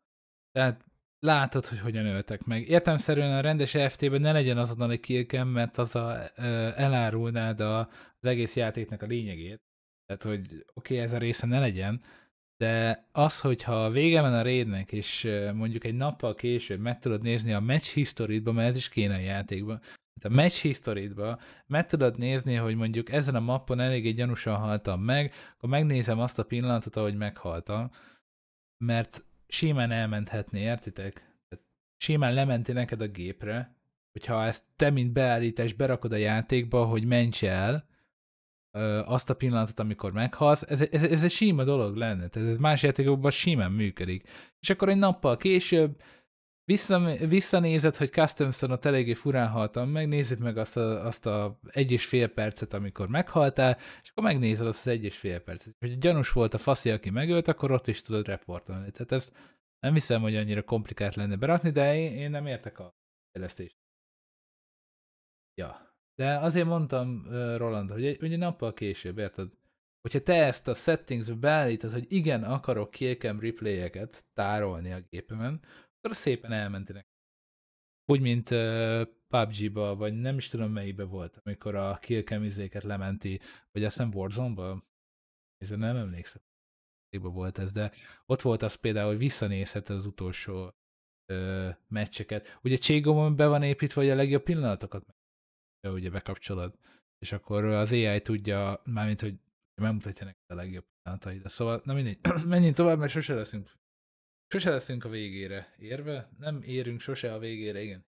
I have is, and I know you said no in the past, but I'm going to ask again. Compensation. So when you get a successful report, did someone just get like, I don't know, 100,000 rubles? It's not that much, but it makes them feel like they got something for it. Or are you worried about people mass reporting every single death in case they get some money back? Yeah, people will start mass reporting, right? And another thing that we should know, like if that particular guy were reported by several people, yeah, we need to find how to share it between people. And, no, you just give them all. Give them all the same amount. Money, okay, I don't know how much you players go for Tarkov, but people blow through money very quickly. So even if you were to give out 100,000 rubles to every person that died to a cheater, maybe even, okay, hear me out. This could be a little bit crazy, but maybe every single person died to that cheater that got banned gets a little bit of rubles. Doesn't even have to be the person that reports them. It's just someone who dies to a cheater. When they get banned, they go, hey, you died to a cheater, here is some compensation. And then people would actually feel like they actually got something for it or something. Okay, I don't know. I don't know you're the brains. I'm just handing out the cigarettes. I'm the instigator. But yeah, if I think people just want to feel like they're not being as punished as bad from dying to cheaters. They want to feel like they can report people that they know are cheating, but some motherfuckers will go into a raid, fly around someone, be like, ha ha ha ha, you can't report me, and then they'll fuck off. You know, like that shit happens, you know. And if you double tap, for people that don't know this, you double tap Y and you go report VoIP, it actually shows their name, I'm pretty sure. Or it says reported there, it reports them or something. So there is a way to actually still report those people, but it's frustrating when people can see a cheater on a flea market or tanking their KD and they can't report them. And I'm sorry I'm emphasizing this cheating topic so much, but there was, out of all the comments, there was pretty much two things that were stand out, which was the communication and the cheating. So I'm just trying to really nail down the point that people want to get heard, that they're frustrated and they want more ways to be able to help eliminate as many cheaters as possible. And also, you know, if they can get compensation, that'd be great. But at least help just fuck them off, so then they don't quit the game. So then the play base stays strong and less toxic. All right, that's all the questions I have for cheating. Let's go back to the more fun stuff. Ugye itt az volt a lényege a dolognak, hogy ugye miért nincs valamilyen jóvátétel azzal kapcsolatban, hogyha ténylegesen egy cheater ölt meg, és ez már régóta téma amúgy, ez egy tök jó dolog lenne, hogy a játék le tudja generálni azokat a cuccokat, amiket mondjuk elveszítettél. Kiderül, hogy a faszi csalt, és tényleg elvittem mondjuk a termászkópos M700-adat, nekem nagyon fájó pont volt előző vibe-ban, mondjuk útszom, és ott amúgy tényleg egy cheater ölt meg minket. Szóval, hogyha kiderül arról a srácról, hogy tényleg cheatelt, és tényleg elvitte a cuccomat, tehát ő vitte ki a raidből, nem más, mert mondjuk eldobta, vagy ilyesmi, akkor érted, akkor mondjuk esetleg azt visszakapnám. Ugye itt Pestily arról beszélt, hogy pénzt kapnának az emberek, de most értem, hogy a nap miatt tököm értelme van. Azt szerintem jobban fáj, hogy elveszíted valamelyik megépített fegyveredet, vagy valami hasonló. Szerintem senkinek se kell fölösleges rúbe, de ja, hát Nikita nem mondott erre sok mindent. Na mindegy, kicsit másképp látják a játékot. There is a lot of people that are really excited about the achievement system, myself included. The tracksuit for killer achievement. Could this actual achievement be changed to, once you have the achievement, you can buy it from that point onwards? Because killing killer 100 times is actually very difficult. And if someone goes to the effort of farming 100 killers, they want to be able to buy it without having to farm them 50 times again each time. So would that be an actual option in the future? Instead of, you know, when you go to like services on Ragman, just says, instead of having the quest complete, could it have the achievement of killing killer 50 times or 100 times? And then that way they could buy it at the start of a wipe and be like, hey, I'm one of those people that have, you know, killed killer 100 times. I don't need to, I get my my tracksuit or whatever. You mean like it will be persistent through wipes? Correct. Okay. And I'm an achievement fiend. Okay, back from my World of Warcraft days, I was like a fiend on them. Kappa achievement. There is no achievement for a Kappa. I feel like that should be the base achievement. Like there should always be that Kappa achievement in there. Because a lot of people, that's their end goal. Hey, I got to do the Kappa container. And that's a very big achievement for a lot of people. People like me who have no life, playing Escape from Tarkov all day, you know, I can get it in a week. Whereas a lot of people sometimes never get it. And when they finally do get it, it's just nice to them to have that achievement for getting the Kappa container. And then this is going back to my World of Warcraft stuff. But in World of Warcraft, there's feats of strength. So what that means is it's an achievement that's specific to an event. So for example, you got the Kappa in patch 0.14.1 wipe, you get like an achievement for that wipe Kappa. And that could also unlock stuff like a certain armband or something to say. And this could work for some of like your Halloween events and all the other events you got going on. Having those feats of strength out there, you could do a cool event, you get an achievement for it, but it's not like stopping people from getting 100% achievements. It's just kind of saying that, hey, you did something cool in the game. Would you be open to doing those in the future? It's possible. I could talk about achievements all day, but I'll leave that one there. Matchmaking. This is probably one of the things. Az egész szorira annyit mondott Nikita, hogy possible. Szóval ugye itt az acsikról van szó, hogy pont úgymond a legnagyobb acsiért nem kapunk, mármint a legnagyobb dologért nem kapunk acsit, hogyha ugye valaki eléri a kappaládát. Tehát, hogy ezzel kapcsolatban nincsen acsi. Másik dolog az, hogyha valaki megszerzi azt az acsit, hogy megölte mondjuk Kilát 100-szor, akkor utána, ha már megvan neki az acsi, akkor ne kelljen minden vibe-ban megölnie Kilát, hanem akkor mondjuk már regmentő megveheti a izét, a cuccot hozzá. Hogyha értelemszerűen eléri azt a küldetést. Szóval ilyen apróságok. Meg hogy ja, tényleg, hogy ugye mondta a World of Warcraft-os dolgot, hogy oda van írva a dátum, hogy mikor érte el ugye az achievementet, és hogy tehát, hogy ezekkel az acsikkal még jobban lehetne amúgy játszani, és hogyha megvannak acsik, akkor azokért különböző rewardok járjanak, ugye különböző armbandek, amit amúgy már mondtam már múltkor is, hogy az armbandeket amúgy tök jól ki lehetne használni. Arra lehetne építeni amúgy a klánrendszert. Hogyha csinálsz egy guildent, egy saját kis bandát, és akkor le tudtok kreálni egy ilyen egyedi armbandet, értitek? Szóval, na mindegy. Tök sok lehetőség lehetne erre ezekre a dolgokra, tehát na mindegy. Let's go tovább. Things that was talked about a fair bit. Do you have more things in place to help improve the time to load into raid or streamline the process? Yes, because again, like the matchmaking in arena, it differs, and we test new stuff for matchmaker in arena first. And of course, if we'll have something that will boost it up, I believe we already have it, but we need to test it on arena, so we will implement in the EFT too. So yeah, it's also going. Well, actually, I'll ask it anyway. So, with the addition of Ground Zero, will there be new features or more features added to help new players over the hurdle starting the game? You did talk about you're in process of doing the tutorial stuff. Yeah. Csak röviden itt a matchmaking-gel kapcsolatban csak annyi volt a kérdés, meg ugye a válasz, hogy tehát, hogy valami új metódot próbálnak berakni a matchmakingre, hogy gyorsabb legyen, hogy jobb legyen, stb. És erre mondta Nikita, amúgy sikerült megint jól megállítani a videót, hogy erre mondta Nikita, hogy most ezt is éppen az arénán tesztelik, és megint csak kérdezem, miért egy olyan játékban teszteled a jövőben beépíteni kívánt funkciókat a saját main játékodba, tehát egy olyan játékon akarod tesztelni, amivel sajnos senki nem játszik, szóval nehéz lesz onnan pozitív eredményeket kihozni, na mindegy. Yes. Can you elaborate more, or is that more for Tarkov TV? It will be YouTube clips, YouTube movies. I know how to say YouTube Videos. YouTube videos. Yes, I'm starting like to losing it. YouTube videos, like describing, like in a visual way with the commentary, how to play the game. And it will be several, I think 4 or 5 big movies related for the tutorials. I believe it will give a lot of information for the newcomers and for those who are already playing. And I think we will integrate them somehow in the game, maybe in launcher or something. So it will help people start playing the game. Quality of life stuff. So I've got a few on this list. In arena, you've got Meg azt, hogy mi kapni fogunk ilyen guide videókat, amit ugye most sokat kell BSG-elni. More decimal places on sensitivities, and you've also I think you can type the sensitivity you want. Is that stuff going to get switched? It's switched over to the main game as well. Yes. And also like stuff like showing the pen and damage of ammo in the main game. Is that coming as well? Yeah.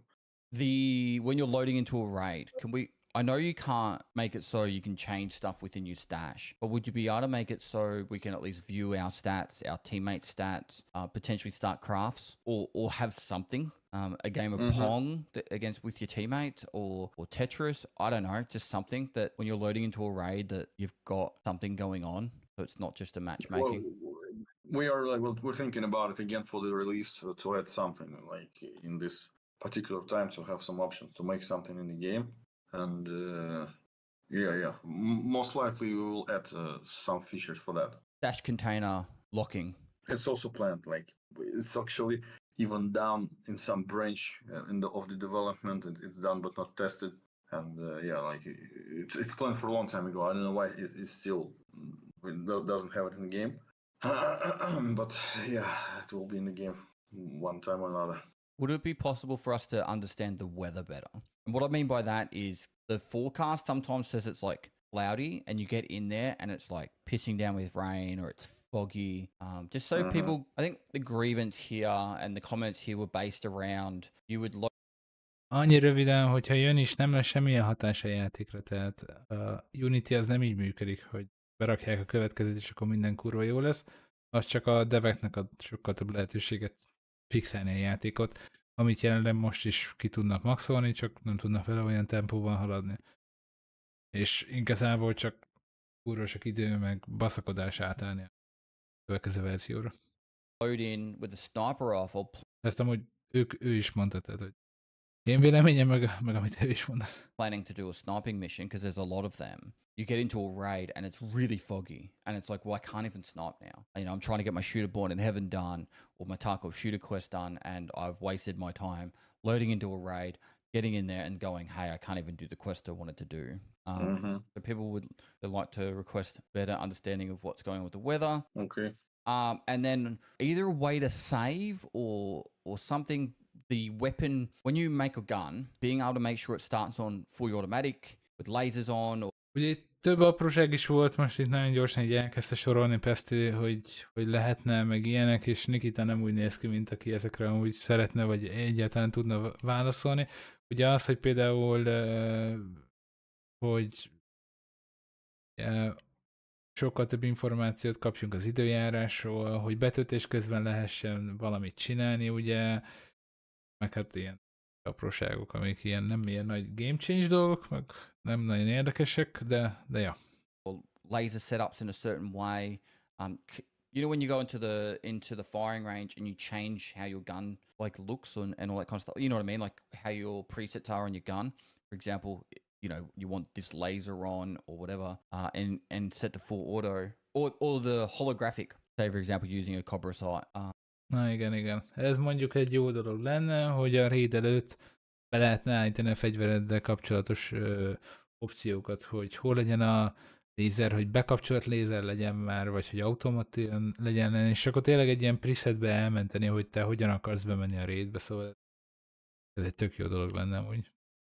A way to save it, so that way when you go into a raid, you don't have to change it every time you go into a raid to have it exactly how you want. A lot of questions about the armor system and the new hitboxes and all that. Do you want to elaborate what your thoughts are currently with how you see it, and is this the final iteration? How you? No, it's not the final iteration. We're changing it. We will change it for the arena first. So we will change the hitboxes to make it at least more predictable in fights. And it's not final condition of the armor plate. Yeah, because a lot of people are feeling like it's I guess RNG. You're shooting at someone and not knowing if it's going to be a kill shot or if it's like you're hitting them in the plates and all that. This is probably one of the grievances I have, but it came up as well, was fragmentation. It's a complete. It will be removed. It will be removed. Fragmentation will be removed. Perfect. I've literally got it here. I wish it was removed. So it's good. I'll move on. Recoil. Itt az armorokkal kapcsolatban volt a kérdés, hogy valami, terveznek-e valamit, és mondta Nikita, hogy ez még, amikor meg kijön a játék, még akkor se lesz teljesen kész, tehát hogy tényleg nagyon jóra akarják megcsinálni a dolgot.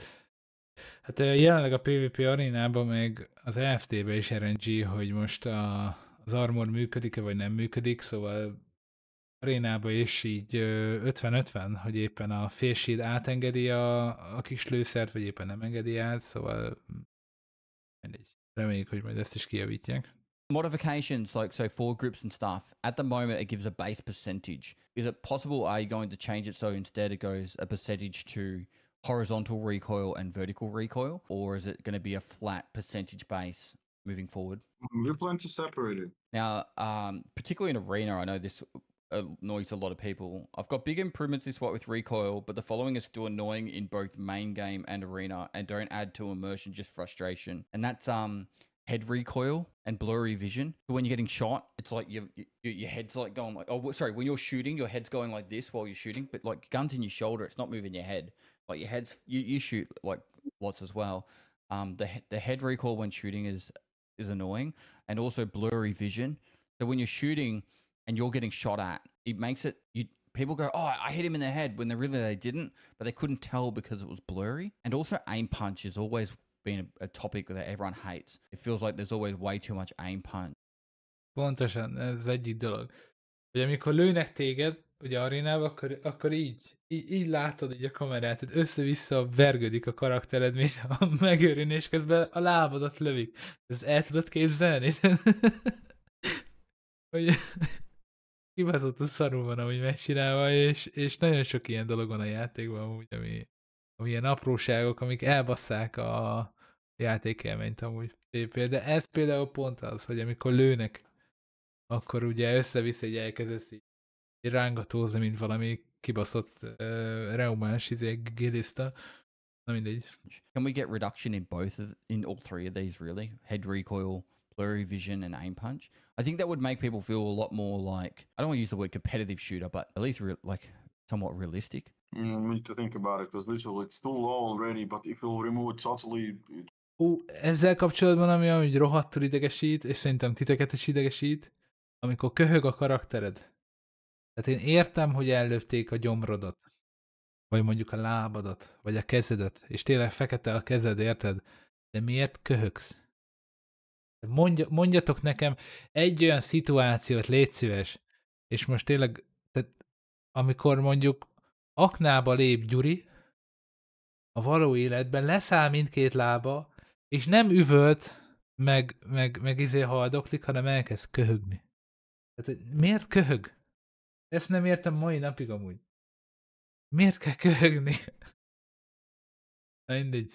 Will look not okay. So if we'll remove totally like the head recoil, it will be look bad. I don't like it how it looks actually, because literally it's only guns rotates, and that's it. It's not cool. But we'll think about it. What about inertia? It still feels very boaty at level 1. I know about a year ago, I think Trey and Veritas put a lot of effort into explaining how the game was getting to the point where it felt way too boaty and all that. Could we get a slight reduction in the inertia, particularly at the lower levels, so that way people don't get seasickness? We need to check. I will take it. All right. Maybe something to do that.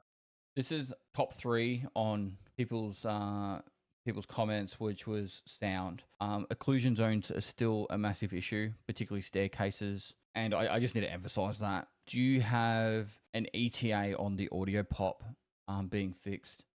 It's where when people get within a certain distance of you, say they're like 100 meters away and they get within sound distance of you, there's like a very loud audible like crack or a pop. And you just know that there's someone nearby without even meaning to know that they're there. And the easy fast fix of this is actually just disabling across the game binaural audio. Yeah, it's a binaural bug or something. But yeah, a lot of people would argue this is game breaking, and it's very much it's breaking the immersion of the game. So when they hear that, they're like, oh, player nearby, well, guess I'm gonna have to shoot this guy. like you literally watch a streamer that when they hear it, they're like, oh, there's someone here. Like it's not even like funny anymore. It really needs to be fixed. Like it's to the point where I don't know how to word it, but let's say it's annoying a lot of people. How close to the final iteration? Ez velem történt, én amúgy ki is kapcsoltam a binaural audiót, mert én nem akarom használni. Amúgy is eszi az FPS, meg nagyon bugos, de Customs-en történt meg, hogy én még a nagy építkezésnél voltam, és lent voltam a kis lyukba, éppen mentem volna a kis építkezéshez, és onnan meghallottam, hogy a sarokról egy bokorhang volt, hogy így csak így bokrozott, és mondom, jó, akkor tartottam oda a sarokhoz, ott volt egy szegény PM szépen. Próbálta kihozni a Pocket Watch-ot, csak nem sikerült neki. Na mindegy. Of Oculus audio are we? I don't know actually, because I don't believe that everything is going with the Oculus right now. I need to check it. If you gave me the question before the interview, I will get the info, because right now I don't remember actually what exactly is being done in terms of Oculus audio. So it needs to be checked. Yeah, and I should actually bring that up. A lot of people, not a lot, there was some comments being like, Pestily is only allowed to ask certain questions. And they vet his questions before he gets into the interview, and he's not allowed to ask about certain things. Nikita and I haven't spoken in like a while. And I've just been like, hey, you want to have a chat? And he's like, fuck, okay. So we don't vet the questions or anything. I ask him whatever I want, and he tells me to fuck off or not. That's on him. So why did you change headsets to have different hearing ranges? Why? Yeah. because they're different. We need to change it somehow to make it more Obvious that they're differentiate different. one from the other. I feel like it's brought a lot of issues. Like, in all seriousness, it's brought a lot of issues across the game. So, for example, Contact 4s, you can hear 140 meters away someone running at you. And then, like, you know, other contacts that just, that you can barely hear anything and it just makes everything loud and annoying. Mm-hmm. And I think ever since you changed the ranges on the headsets, I think a lot of issues started to I don't have the best word, sorry. A lot of people have had issues with the fact that headsets have caused the game to become more, a lot of people are under the assumption the games became more ratty after the fact that headsets had their ranges increased and changed, because people can sit still and be like, there's someone coming from 140 meters away, and there's no way to like avoid that now. It's actually, it's not about the distances of hearing. It's about the compression effect, audio compression effect, which brings up the quiet sounds more, and it feels like you hear sounds from a bigger distance. Ez bullshit. Nem tudják megcsinálni normálisan az audiót. És kibaszos, amit mond a Pestily, az teljesen igaz. Tehát az, hogy a Comtech 4-jel 130 méterről már hallod, hogyha valaki fut, meg hogyha valaki lép, azt már ilyen 90-nél már meghallod. Más fülesekkel meg teljesen 100 méter alatt vagy. Tehát, hogyha megnéztétek a mostani listát, az valami gusztustalanul. Tehát ennek nincs értelme, tehát ez nem magyarázza már azzal Nikita, hogy jaj, hát különböző frekvenciák, dehogy azt. Be van rakva egy threshold mindegyik fülesnek, hogy mikortól hallod a hangot, mert mikortól nem, ezt nem kell túlmagyarázni, hát Istenem. Ugyanaz, amikor egy zajgátot rárakott itt a mikrofonra a kibaszott streamen, hogyha épp fingok egyet, azt ne halljátok meg, de hogyha beszélek, azt hallják. Viszont, hogyha a beszéd közben fingok, mondjuk, na mindegy, menjünk tovább. De mindegy, ez nem értem, ezt a bullshit részét. Mondd azt, hogy dolgozunk rajta, hogy valami hülyeség. But it's more about the compression level. We can balance it, I think. I've definitely tested it, and I can hear people from further away with certain headphones and that. Like I've used the in-game rangefinder, and we took in all the headsets and that. So at least have a look at it if you could, because it's a thing of contention between people. And the crouch walk no audio bug, that one's driving people insane. It's still there. Like I thought it was fixed a long time ago. Okay, I will note it down. And I think, could we adjust some of the volumes? Not us personally. Could BSG adjust some of the volumes of certain actions, like aiming down a sight? I know there's an audio for it, but like, you've shot a lot in real life. If you want to, it should be fairly quiet, if not silent. Like, I know you've the reason why you've got it in there, but it's like, you can hear someone at the end of a hallway aiming down their sight, and it's really annoying when you've got the jump on someone, but you can't aim down your sight because you have to make an audio cue to do that. So aiming down sight should be a shitload quieter, and and sometimes looting is extremely loud as well. You'll be opening a filing cabinet and it'll be like, you know, or a box, and it's like making all that really loud noises. So the bosses. So first one is packet loss exploit. Do you know about this? Yes, I know. It will be fixed. Yeah, this is actually ruining the game, and the reason for that is there's people that are killing boss quests, and when they see the packet loss and like, I'm getting out. And so what happens is you have all these raids starting where Igen, ez ugye az előző az volt, hogy ugye a hangokkal probléma van, hogy míg az, hogy lövöldözünk, meg hogyha valaki mondjuk a folyosón van, azt nem halljuk rendesen, hogy hol van, de hogyha belenézel egy dobozba, az meg kurva hangos. Ugye most meg arról beszél, hogy ugye van az a bug a játékban, amit mondom mindenki tud, mert mindenki használja, hogyha ugye a játék elején nincsen akadás, akkor ugye nincs bent a boss, vagy fordítva? Én nem tudom már. Magyarázták nekem itt a szotyék, de hogy mindenki ezt használja. És hogy ez már lassan egy olyan, ja, lassan, mert már az előző vibe-ban is bent volt ez a bug, szóval ez eléggé régóta bent van, így mindenki be tudja predizni, hogy bent van-e a boss, vagy nincs. Ha van akadás, nincs bent a boss, oké, köszönöm. Ja, azért mondom, hogy már előző vibe-ban is ez bent van. De jó, hát ez vicc, na mindegy. people just run straight to the extract and there's no one even like in the raid, because what happens is like they just don't want to be in there because they can't kill their boss for their quest or their achievement or whatever they're doing. And it's been around for about 2-3 wipes, and it really needs to be fixed. Like it's killing the game. It will be fixed. Yeah. Pestily azt mondta, hogy már 3 vibe. Mindegy. Lehet így van. It will be fixed, yeah. In the next patch, I guess. And I know that you and I had heated discussions about the boss spawn rates, particularly early wipe.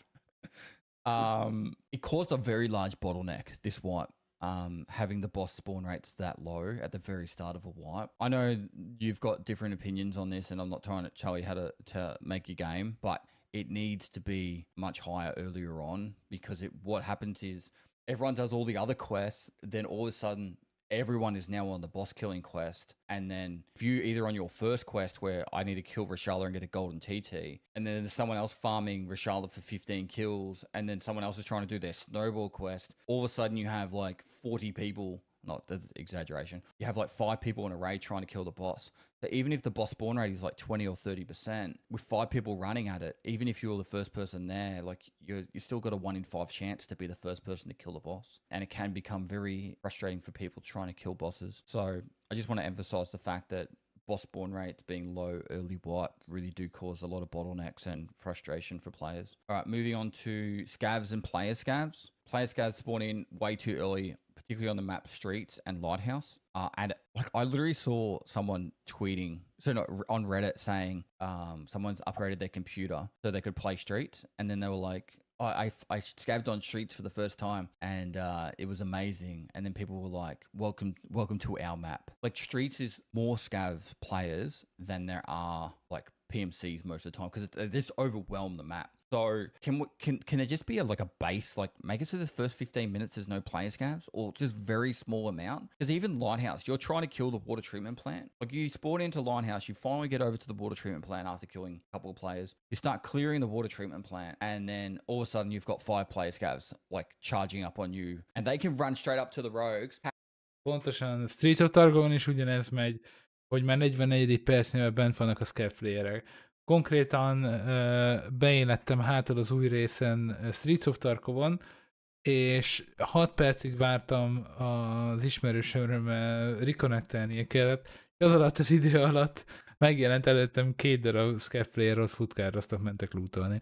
És ugyanez van Lighthouse-on, nagy nehezen a tó felől bejutottam, lelőttem szépen az összes emberkét, már a középső házhoz mentem, és már bent volt a scav player, és lootolta bent a cuccokat, szóval nagyon gyorsan bent van a fiúk. Tap the rogue in the back of the head, take the rogue's gun, run over to you, and they've got a pretty decent loadout. And it gets very, very frustrating when you're trying to do a quest on Lighthouse, and then you've got like 5 player scavs ruining your day. So the player scavs on those maps are really painful. I've also got here that people complaining, as always, about scavs seeing through bushes. Being I don't know, that'd be not an easy thing to code, I can imagine, because like how many pixels can a scav see? No, it's not about the pixels. We have approximate colliders for that. The view collider, they approximate as something like spheres, like cones, boxes, and that's why we cannot make it precisely correct in terms of leaves and everything, because if it will make the actual like colliders based on the model of the vegetation, it will ruin the performance, the server performance. So that's why it needs to be approximated somehow, interpolated. So that's why somehow they still able to shoot through bushes. But we can check that. Maybe we'll increase, because we can, if we will try to increase. What? Még az elején azt mondták, hogy mínusz PMC karmát fogok kapni, hogyha retkedek, és lelövök egy playert mondjuk az extractnál, most meg azt mondják, hogy majd nem lehet átlőni normálisan a bokrokon majd? De... Nem áll. Az egész szakmámat tönkreteszik. Increase these colliders, they're invisible. Yeah. But they're visible for AI. They could be too big, and you will start complaining that AI is too stupid. He can't see me like in the front because literally he can't hear, he can't see because there's a collider in front of him. But we'll check. With the map Ground Zero, beautiful map. I love it. It's a lot of fun. What are your plans moving forward with Ground Zero? I know you spoke earlier, or when it first came out, about how you want it to be available to higher level players as well. What are your current plans for Ground Zero? Two separate matchmaking for that. So we will add more additional matchmaker to play on this location if you are higher than the particular level. So yeah. Is there any plans in to adjust how the fog works in Escape from Tarkov? Because I feel like sometimes you're in a map and you're trying to snipe, and after like 100 meters, it just always seems foggy. Or like you're trying to kill Sturman on woods, and like you can't see through the fog, even though it's like a clear day. Because we have like the minimum amount of fog. It will be there 100%. Because literally, if we will remove it, the picture will be bad. But because we are remaking the whole visuals of the game, it will be a totally different fog system. So most likely it will be fixed with the new visuals. Lighting, particularly inside buildings, in a Köddel kapcsolatban csak annyi, hogy vegyék ki a kibaszott játékban, amúgy ennyi. Nekem van amúgy egy felvételem, konkrétan délbe mentem be Woodsra, és a jobb oldali partról, tehát ugye Medcamp alól nem lehetett belátni Szómírre, mert nem az, hogy köd volt, hanem sötétség volt. Egyszerűen vegyék ki a ködöt. Felejtsük el a faszba. Nem kell. Kinek kell? Amúgy se tudják, hogy mikor alakul ki köd. Tehát akkor ne rakják be a játékba. Felesleges. Change dorms resort in the bunker of reserve. If you look at old interchange to new, Roland, így is kutyaszar a kép. Vegyék ki a faszba. Teljesen felesleges. I think most recent wipe, it was actually a big improvement, but it really, I guess the best way to explain it, Nikita, is daytime interchange looks pretty much exactly the same as nighttime interchange. It doesn't really feel like there's too much difference in the darkness, even though there's, you know, like it's so bright outside. There's a really cool, I've forgotten his name, a guy on YouTube that like he makes the most insane YouTube videos, and he did like if Tarkov had ray tracing, it looks so good. It's some of the maps are just, particularly during the daytime, it was way too dark, and I feel like a lot of these things are coming into frustration where people are like, no one ever moves anymore, and it's all like people just hiding in corners. And if it was a lot brighter, it would be a lot harder for people to hide in corners and that. So I think this is where a lot of the frustration comes from. And inside buildings it feels very dark, and I know there's like the part of Escape from Tarkov that's meant to be a, you know, it's like almost a horror game, you know. It makes you feel scared, but at the same time, people want to still be able to see what their enemy. Yeah, I see. That due to limitation of the graphical engine, we cannot do the like global illumination stuff, like the ray tracing and everything. It's too much, and it could be done with different techniques. So I believe we need to. Igen, Roland, előbb volt. Azért mondjuk egy-két dolgot el.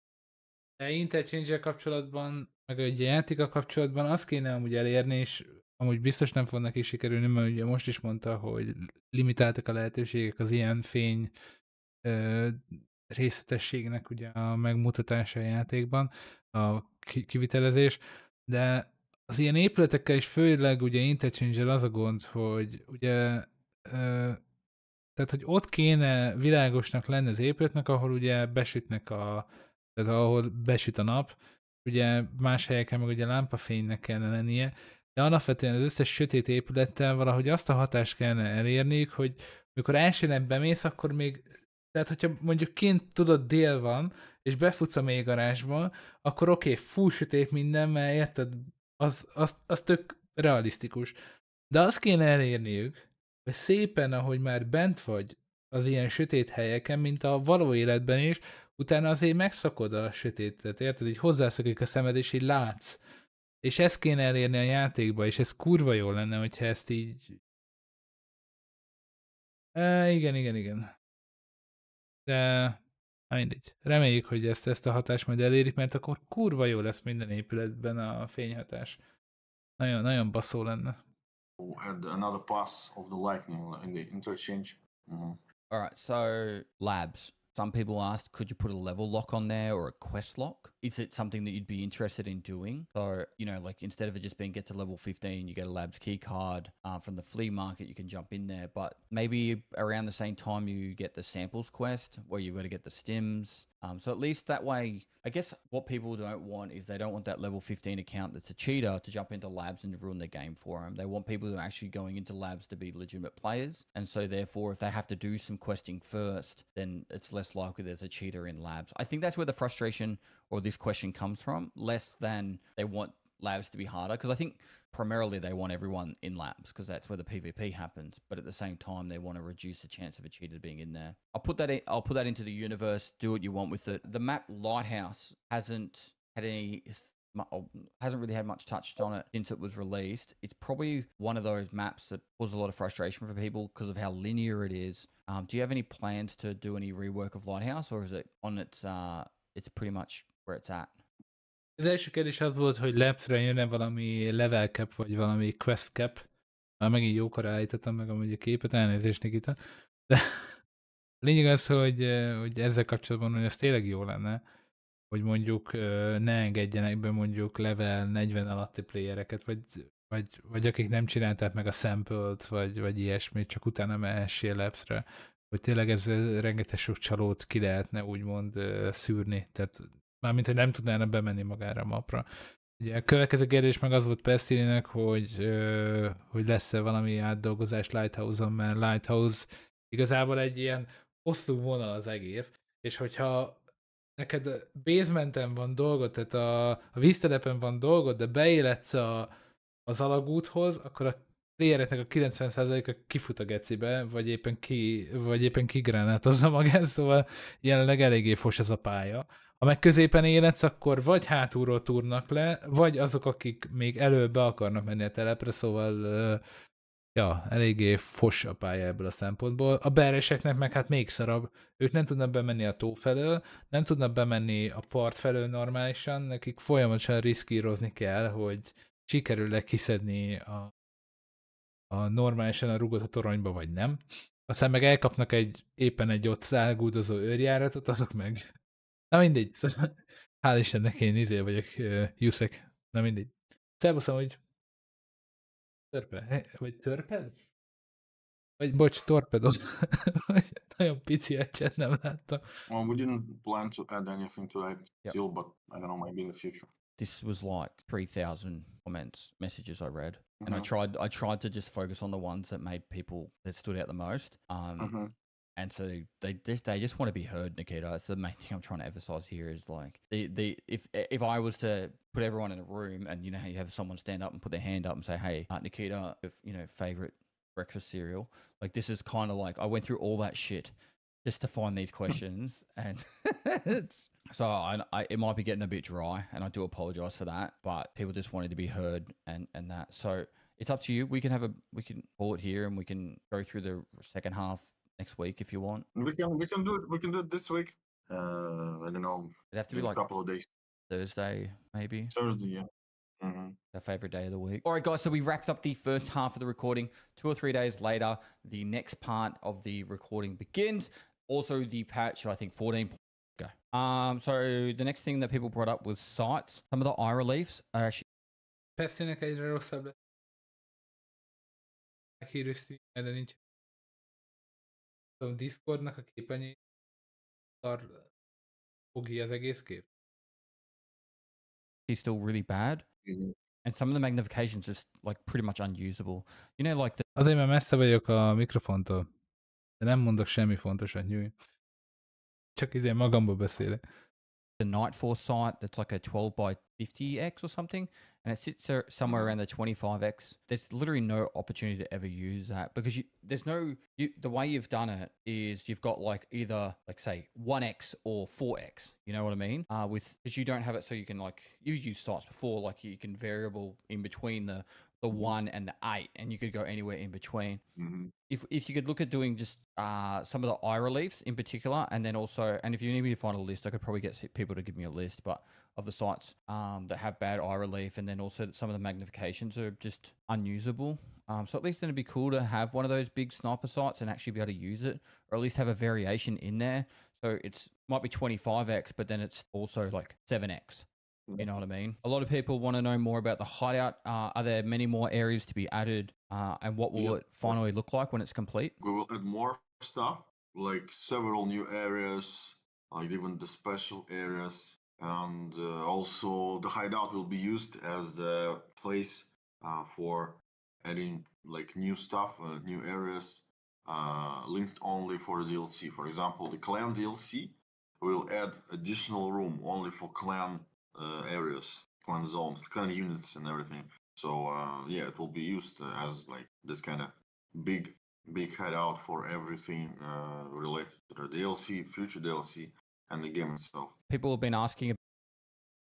Itt az első rész a szkópokkal kapcsolatban volt, hogy a szkópokkal lesz-e valami átdolgozás, vagy ilyesmire, hogy Nikita nem mondott semmit.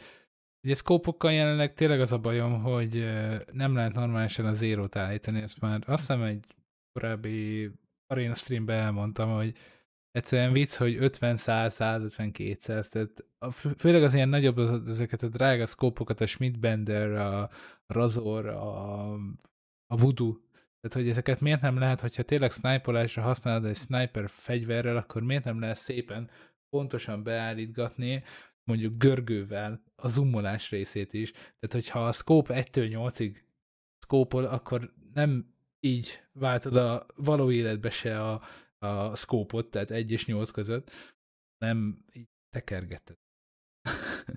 Hogy így oda tekered. Vagy csak így úgy láss mindent. Na mindegy, ezt így tök jó lenne ezt így a játékba így berakni mondjuk, és akkor a Rangefindernek is lenne normálisan értelme, a Rangefinderre oda nézel, 375, fegyver beállított 375, és akkor biztosan egy fejes lesz 375. Ha persze megfelelő lőszert használsz. Na mindegy. Let's go. Ja, és a hideout-a kapcsolatban, hogy még biztos fognak jönni különböző részek, és lesz egy olyan rész a hideoutban, ami csak DLC-hez lesz adva. Tehát akinek megvan az EOD, az ugye ingyenesen megkapja elvileg, ahogy megkaptuk az arénát, és ugye srácok, na mindegy, let's go. About the hideout cat, is that soon or soon? It's like not soon, but soon, yes. Okay. What about... Ez egy fontos kérdés, hogy kapunk-e állatokat a hideoutba? Milyen halott zóna, hol a hideoutban, nem tudom, macskát tartasz? Még oké, egy házvező kutya még oké, még talán, de egy kibaszott föld alatti lyukban laksz. Miért tököm él meg ott egyedül? Mindegy. Like a dog or a pizza oven. I think Jesse Kazam wants a pizza oven. And are you open up to the idea of microtransactions? Ja, lesz majd egy harci papagájod, amit beküldhetsz egy ilyen TNT-vel a csőrébe. Beküldesz Crack House-ba, hogy hallod, hogy van bent valaki. Menj, Perot, menj! Kaká! For decorations in your hideout. We'll see actually, because we didn't plan to expand the hideout for adding like really unrelated stuff. I don't know, massage Massage parlor. This is actually an actually kind of, I think it's kind of a cool one, is can you increase the wall of fame so it holds pretty much all Ezt inkább nem is mondom el.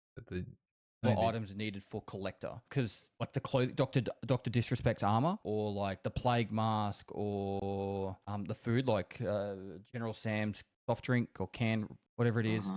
Just because a lot of people, when they're collecting all the items for collector, for the Kappa task, they'd like to be able to just keep putting them in there, so then that way they don't accidentally use them. Now, for spawns and exfils, adjust some spawns on some maps, on maps, so there's no clear. Mondjuk egy teljesen fasság volt, tehát hogy legyen valami jelzés a különböző collector itemeken, hogy nehogy a playerek elhasználják. Hát most, Istenem, ha már ott tartasz, hogy collectort csinálsz, akkor csak tudod, hogy mik azok az itemek, amiket nem szabad megenni, vagy eladni, vagy érted? Tehát, hogyha valaki már itt a játékban arra a szintre, hogy már kappát akar csinálni, és tudja, hogy mi az, hogy collector quest, akkor nem kell neki ilyen lehetőség, hogy figyelmeztessék, vagy hogy ne. Tehát így, ez egy fasság, de miért? Tehát, hogyha ez a célod, vagy megcsinálod a kappát, akkor fel kell készülnöd amúgy is, hogy fogod a küldetéseket megcsinálni, stb. Tehát ez... come on. Line of sight, clear line of sight. Reserve has a lot of issues with this. Probably one of the big ones. Reserve's got a lot of issues with you pretty much can take like 2 steps and you can see someone. And I thought potentially an idea just to put that forward is, you know how on Streets of Tarkov you've got some spawns like literally inside a building? So then that way you've like, it's kind of like a divot away. So then that way it's, you're not sure if someone's in there or not. And there's so many different things like that. I know Reserve's a tricky map for that, but people kind of need it's very predictable to know where people are on Reserve when they spawn in. And there's a lot of frustration. I know, just to bring Jesse Kazan back up. Elvileg a fan konfigurákhoz járni fognak minimális statok majd. Tehát elvileg mindegyik fan konfigura van, amit adni fog.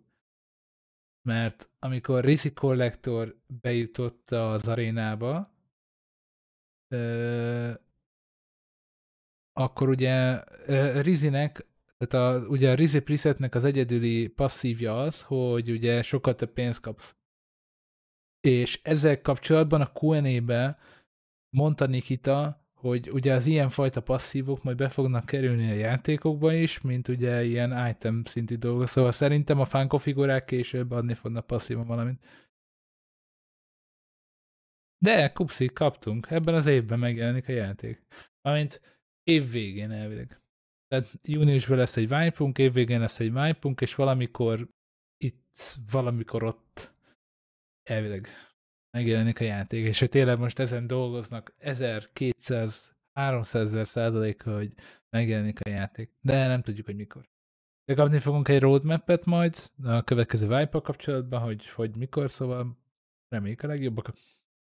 Again, I know he was showing some clips recently. There's nothing more frustrating than waiting 3 or 4 minutes to get into a raid and you literally take 4 seconds to move and you're dead. They at least want to feel like they have a chance to fight back. Reserve has a lot of issues with that. Another idea a lot of people were putting forward is about reducing the player count on some maps. So then that way it's not as predictable for so many people to be at all the spawns when you spawn in. But I'll put that in the universe, use that information how you want to see fit. This has kind of changed a little bit because of what you've just done on Woods, but... Van részével igazából nincs probléma szerintem. Néha azért az ember tényleg egymás mellé pakolja, ez nem olyan nagy problémánk, hogy nincsenek vele. Igazából csak azt kéne a rendszernek kiszámolnia, hogy hány player megy be a raidbe, és azokat tényleg egymástól arányosan eltolni. Igazából, hogyha ezt megoldanák, akkor meg lenne oldva, és akkor nem lényeg, hogy hány player jön be. De az, hogy kevesebb player legyen, amikor így is kevés a player, annak semmi értelme nincsen. Drastically increasing the exfil areas on some maps and increasing the amount of extracts. So, for example, with this one, I'm talking about Emicon extract on interchange. Instead of it being right at that truck, having it like behind the tents and a little bit further out. So then if people are extract camping, obviously, realistically, you would have to go up to the truck to extract. But the reason why people can get away with extract camping so well is because they know they have to go to a very finite section of the map. And if they've already traversed through the whole map, looted the entire map, what difference does it really make if they're within that, say, 30 square meters compared to being like 50 square meters and they've gone over to that area, and it just makes it a little bit more difficult for people to extract camp specifically. And like a good example is like outskirts on woods. So that extract is quite wide. Like you don't have to be right at that truck. There's actually a fair bit of room left and right of that you can actually extract. So, and then woods extracts, that if you spawn on one side of the map, you have like 5 extracts. If you spawn on the other side of the map, you really only have outskirts or the car extract. So potentially just opening up the idea of if there's more extracts, there's less chance of people extract camping. And this is what it's coming down to, is people don't want to die, go to all the work of going through all the map, getting all the loot, battling out other players and scavs, and then dying right on that exit line. So there's either more options to extract from a map or bigger areas in the extracts that are available. It just takes away some of the power of someone camping an extract. Reduces the chances of them being able to extra camp. And then for interchange as well, there's that one corner of the map that has nothing in it that could perfectly be an extract of a new proportion or type. One of the ideas that was thrown about a long time ago was you have to have a found in rag dog tag to extract from that corner or something cool like that. So then that way, at least you still have to do something in the map to extract. But then, you know the one that's along the road? It's between, like, you've got the the power station corner with the car, you've got Emicon and railway extracts. It's the other corner. Just another extract in there just to help reduce people camping either Emicon or railway, just to give people more options. I preach that people should try and use the safe room extract at the bottom, but you can lead a horse to water, but you can't make them drink. But that's some ideas and a lot of frustration with people about extracts and extract campers. So use that how you want. A lot of questions about the rusted key. Szerintem az extra kempelés buzis. Tehát aki amúgy extra kempel, az buzi. Viszont köszönöm szépen amúgy a subgiftet még egyszer. Szépen, Deszka amúgy azóta mi nem oldottam meg a helyzetet, szóval most Pestylit nézheted, mint bejátszás videó, jó? Na mindegy. És amúgy vicces, hogy te küldöd a subgifteket, te viszont nem vagy feliratkozva, szóval nem értem a logikát az egészben, Deszka, tegyük össze magunkat. A lényeg, következő dolog, tehát szerintem nem lenne extra camp, akkor, hogyha a játék PvP része normálisan működne, és az emberek nem lennének beszarva. Viszont az tök jó lenne, hogyha az extra camperek tényleg kapnának mondjuk mínusz reput ezzel kapcsolatban. Tehát, hogyha tényleg berakják ezt a PMC karmát, és tényleg büntetni fog téged a játék, akkor úgyse fog senki se extra campelni, mert egyszerűen eljön érted a boss és megbasz téged. Szóval, ja. Mi?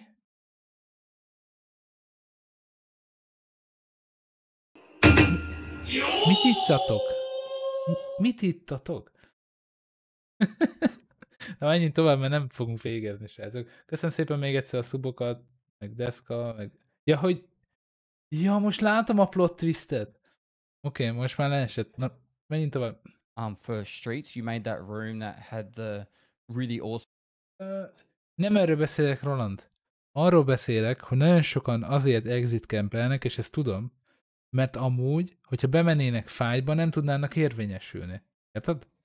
Hogyha a játék jobban működne, akkor biztos kevesebben extra campelnek. Én ezt gondolom, de lehet, hogy nincs igaza.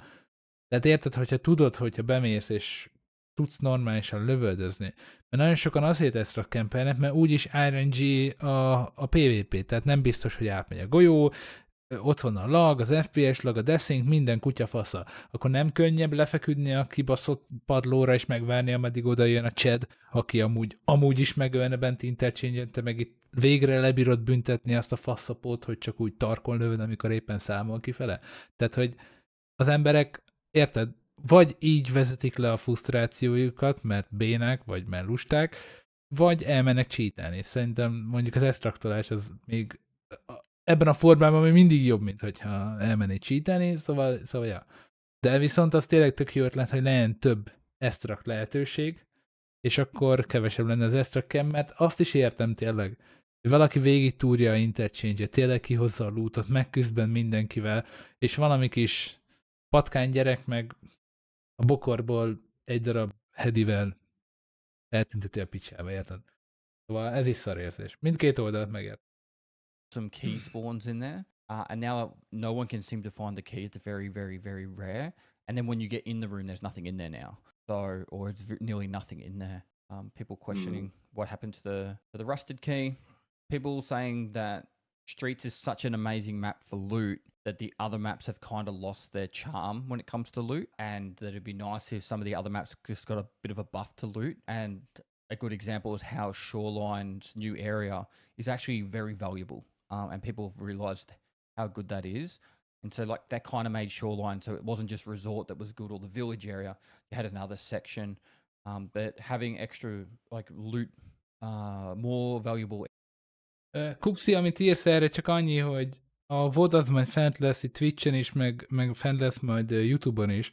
Eléggé durva dolgokat mondtak azért az elején is, mármint, hogy Nikita eléggé durva dolgokat mondasz, szóval itt, hogyha ebből csak a 20% megvalósul, akkor nagyon sok bugra számíthatunk.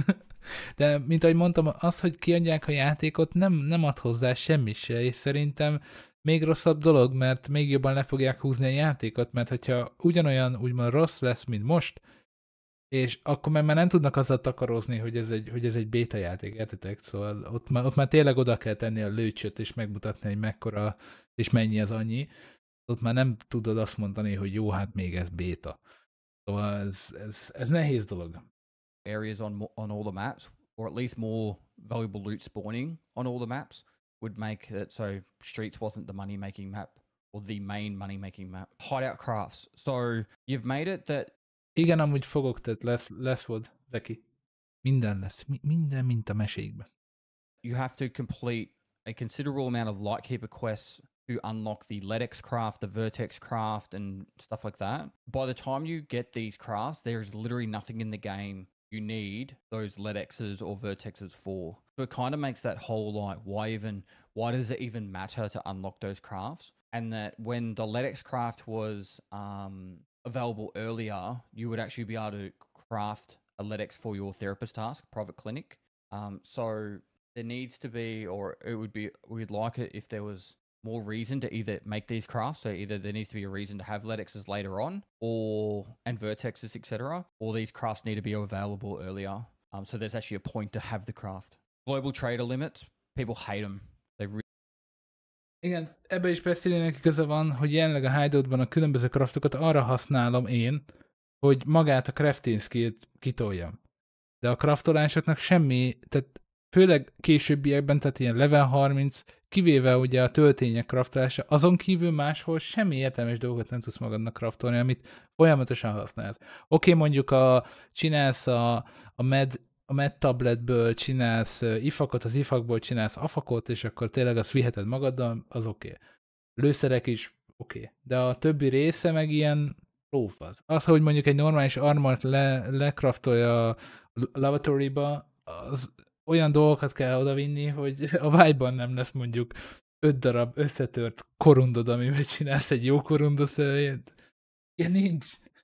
Olyan, több olyan craft kellene, amit vagy acsikkal, vagy valami nehéz küldetéssel tudsz feloldani, és akkor tényleg valami fasz dolgokat tudsz csinálni, mert ez így. Nem lesz ilyen, hogy működő hangok. Azt most már megmondta Nikita, hogy nagyon nehéz a hangokkal a dolog. Na mindegy. Really fucking hate them.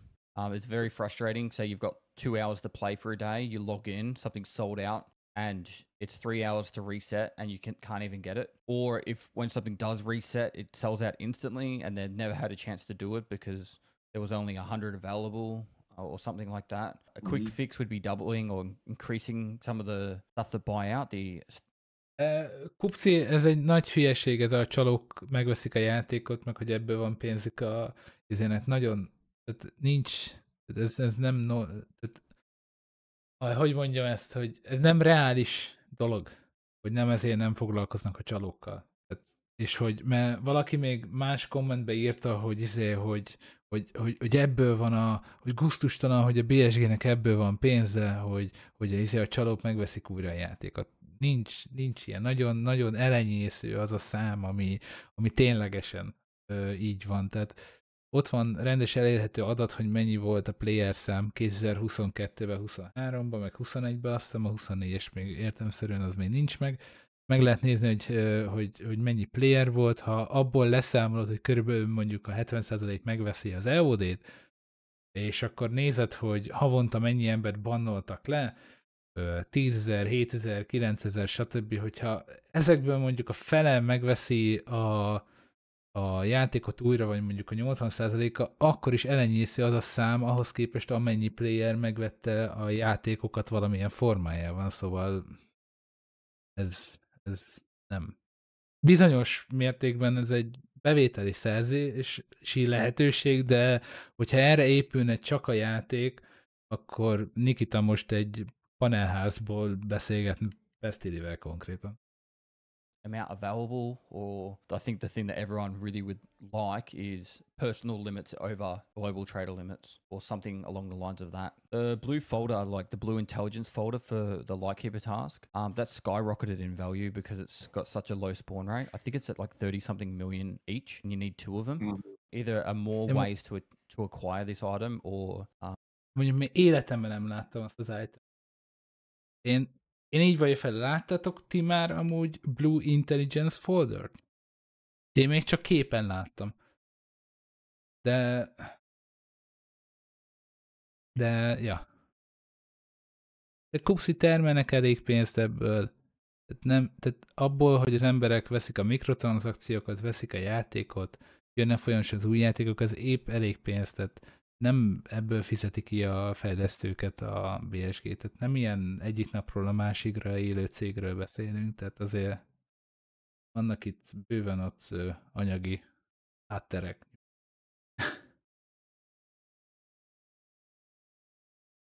Na, ugye? Just increasing the spawn rate.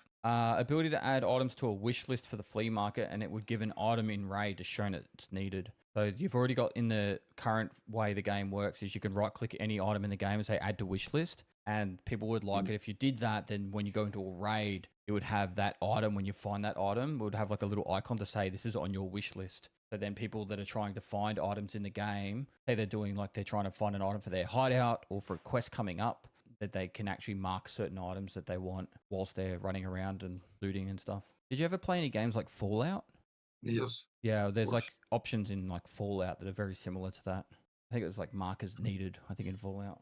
Kiba and Ultra Medical seem to be very crappy loot now. They used to be amazing. People want to have the excitement of Ultra Medical and Kiba again. They would love more clothing option on Ragman.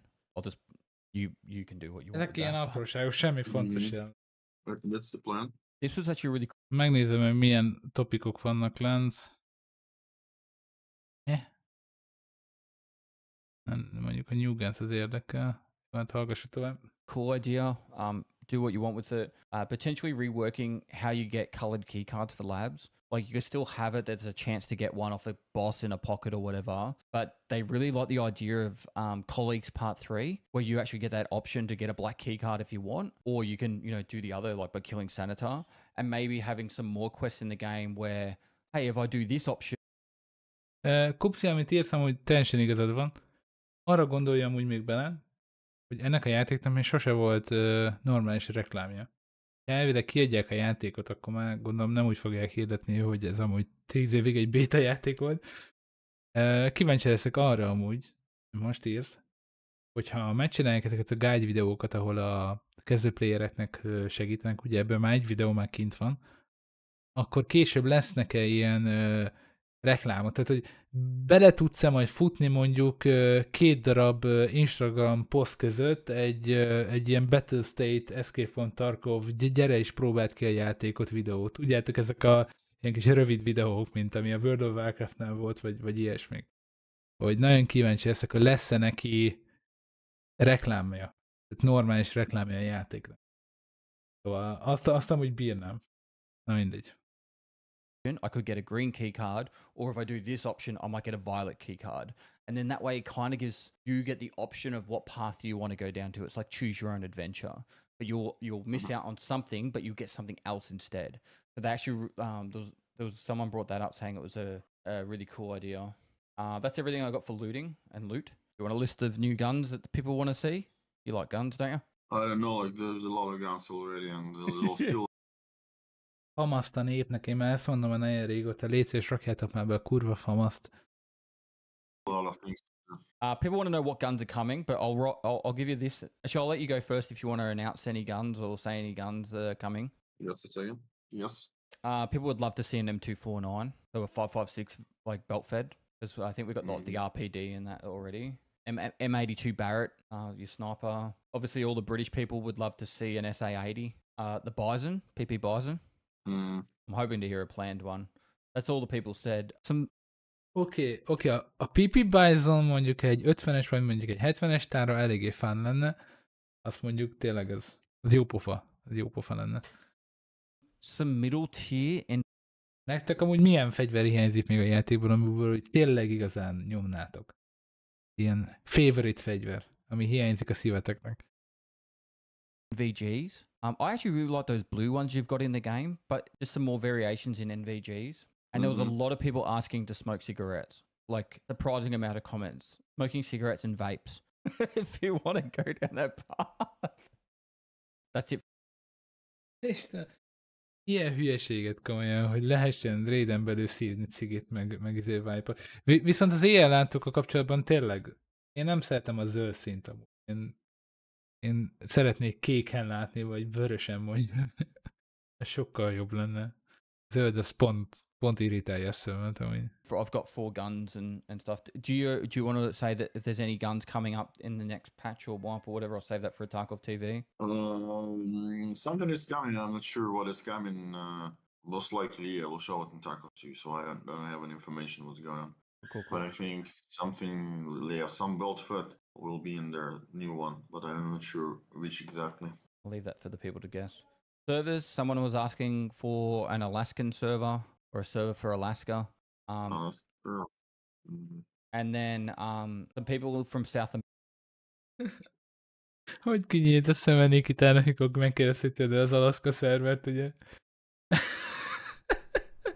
Meg a dél-amerikai szerver. Ugye szerencsétleneknek nagyon kevés lehetőségük van. Tehát ugye az ausztrál szerverekkel is probléma van, de hogy nagyon kevés ugye server connection, és az alaszkaiak ilyen fix 150-200-as pinggel tudnak csak játszani. Hogy kinyílt a szem először, szerintem azt se tudta Nikita, hogy hol van Alaszka. Na mindegy. Csorikál még, tehát Alaszkában élsz, kurva hidegben, és még Tarkóval se tudsz normálisan játszani. Kemény az élet ott tényleg. America are having issues of getting ping kicked, and they live in South America. So I think the server's located in Brazil, and I don't know where they are located in South America, but they're getting kicked from the server. I don't know if you are open to the idea of potentially like maybe increasing just the ping kick on that server alone, just so then that way it can handle the whole continent without issue, so at least they can play the game. Private servers and game modes. Are you open to the idea of the people paying for or organizing an event with you guys for private server events?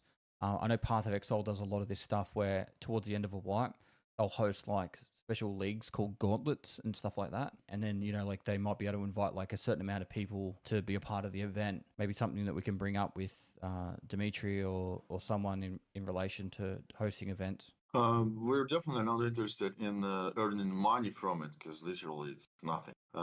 It's just needs to be managed from our side. So that's the reason we are like, it's a good idea. Maybe we should implement something in the future for the release to have some dedicated guy who will work on these tasks especially, and yeah, it could be done. Yeah. But it's not about the actual earning money or something like it. Ez azért érdekes, amit amúgy mond most Nikita, mert amikor még berakták a co-op offline-t, hogy ugye többen is bementek offline módba, akkor ugye azzal úgymond hirdette, vagy ez annak lehet lehetősége, hogy különböző eventeket lehet majd csinálni. Most meg megint azt mondja, nem tudom, 2 éve, vagy 3 éve rakták be a co-op offline-t? Most meg azt mondja, hogy ezen hát gondolkoznak, hogy tudják majd megvalósítani. Na mindegy. Mondjuk az offline módnak így is semmi értelme nincsen, ameddig nem ad neked a játék szabad kezet, hogy ott nyugodtan gyakorold a dolgokat, na mindegy. Meg ugye a szabad repülés például. Tök jó lenne normális videókat csinálni a mappokról, hogy körbe repülöd a mappot, csinálsz róla videókat, olyan jó kis map guide videókat lehetne csinálni.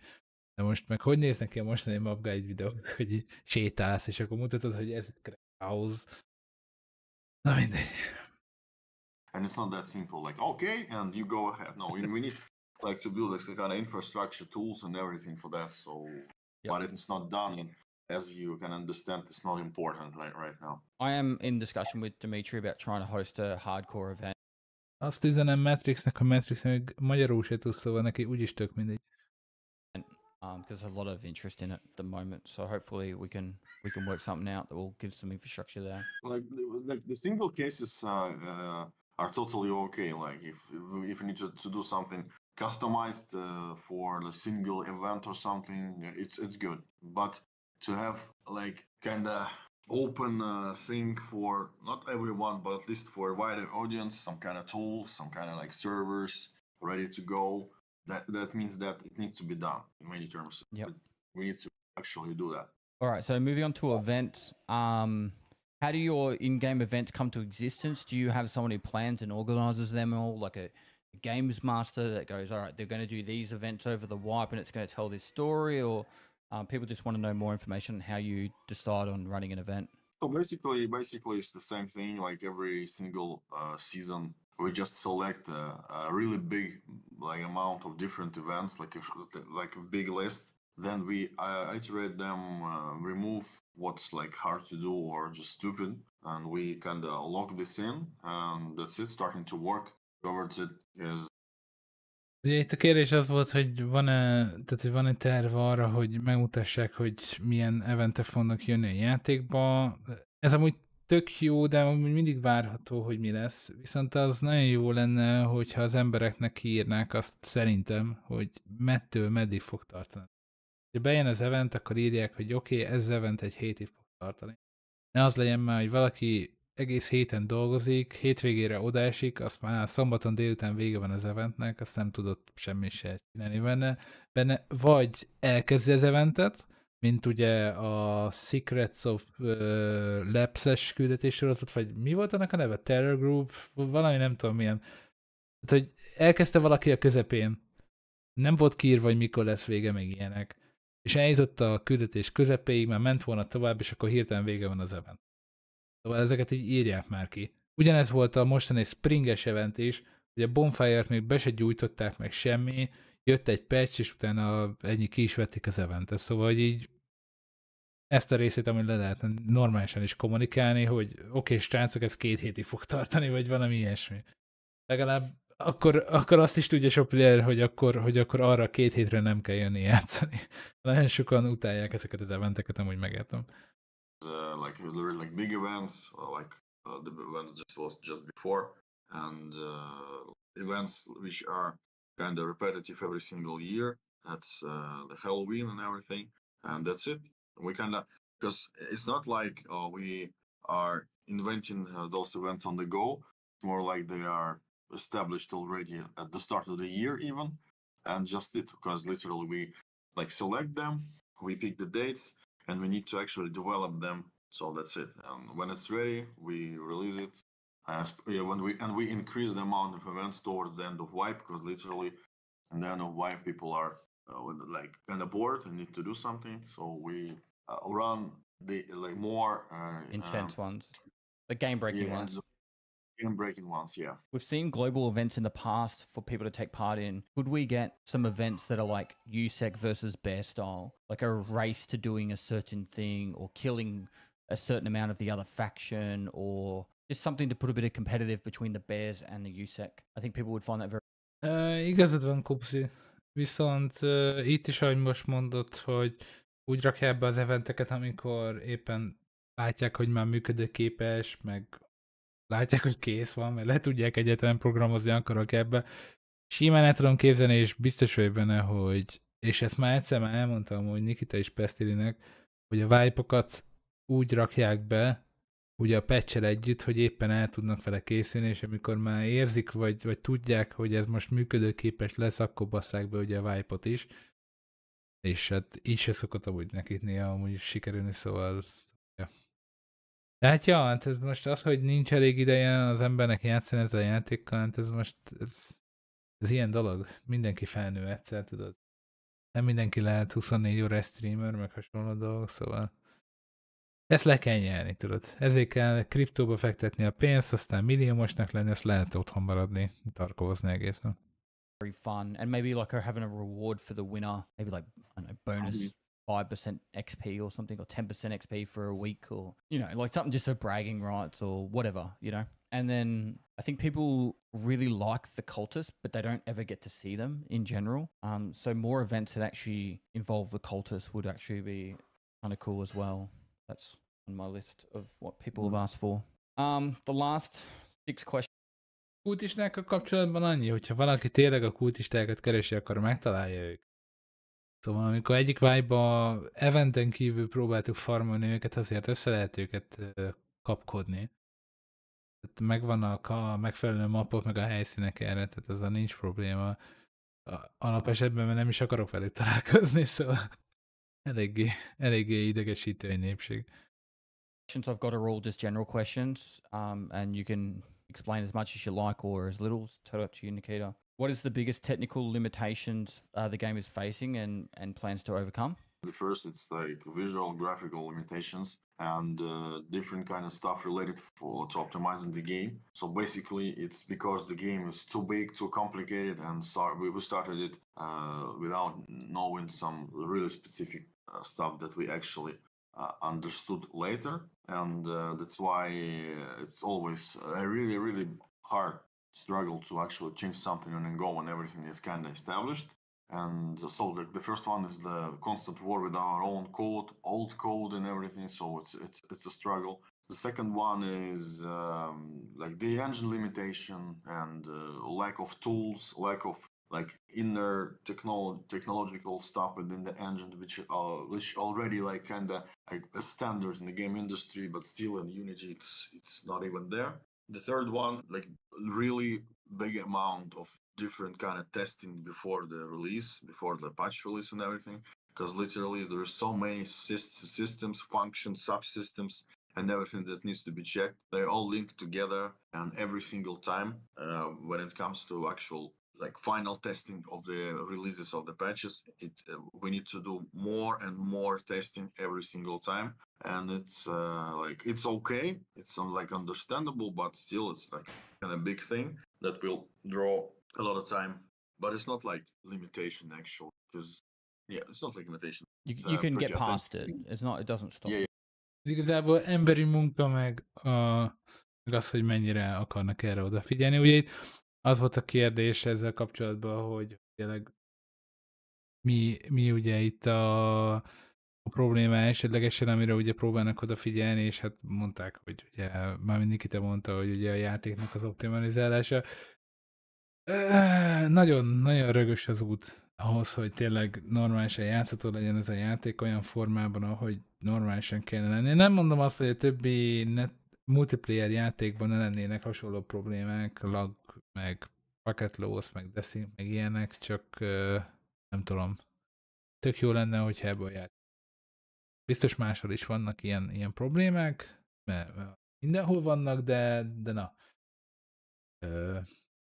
Jó lenne, hogyha ezeket amúgy kijavítanák. Az meg, hogy nincs elég tehát nincs elég energiájuk és idejük arra, hogy a patcheket leteszteljék, mielőtt ott vannak, használjátok a playereket. Ugye a videónak az elején mondta Nikita, hogy ugye az újított anti-cheat programot jelenleg az arénában próbálják ki, ahol van cakkumpak 5000 játékos. Wow. Hogy tudnak 5000 playerből letesztelni egy új rendszert? Tehát ennek semmi értelme nincsen.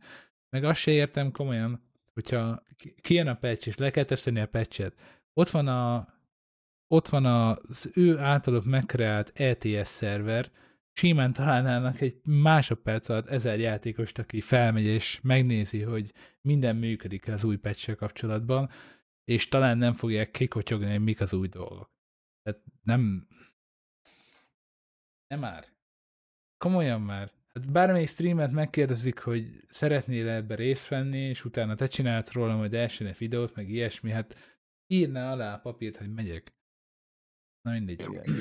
And how we plan to overcome this like tool limitation, like by upgrading the Unity version and like recode stuff, maybe refactoring the code a little to speed up the process. It's not like we don't have a final solution. Like, okay, we should do that. We should like close the game for half a year and make everything great. No, it's not working that way. Unfortunately. Az kedves amúgy. Tehát ez nem úgy működik, hogy lekapcsolod a játékot fél évig, és utána majd minden működni fog. És csak 10 éve küzdködünk azzal, hogy működjen a játéktanulás. That it is what it is. You cannot rebuild the big ship which is like already floating. Yeah. We will just overcome it with more work, more tools, more like methods of working and everything. So just will be some working solutions, some management solutions and everything.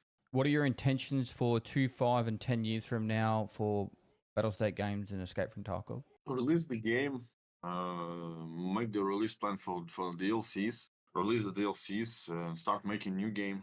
Any hints on what that new game is? Something with candies, little dogs. Yeah. You get to crush Some them. mobile games, maybe mobile, yeah. You made a Twitter post a while ago talking about potentially releasing an API for Escape from Tarkov. Is there still any plans for that? Yeah, I need to remind this because the guys told me, okay, that's totally okay, we will do that, and something like left for. És amúgy most is azt mondta, amikor megkérdezte, hogy mik a jövőben a tervek, és Nikita azt mondta, hogy az első legfontosabb pont az, hogy kiadják a játékot. Szóval, ja. Meg utána ugye a DLC-ket megcsinálni, amiket reméljük, hogy tényleg ingyen megkapunk, miután EOD-sek vagyunk, szóval de gyanús.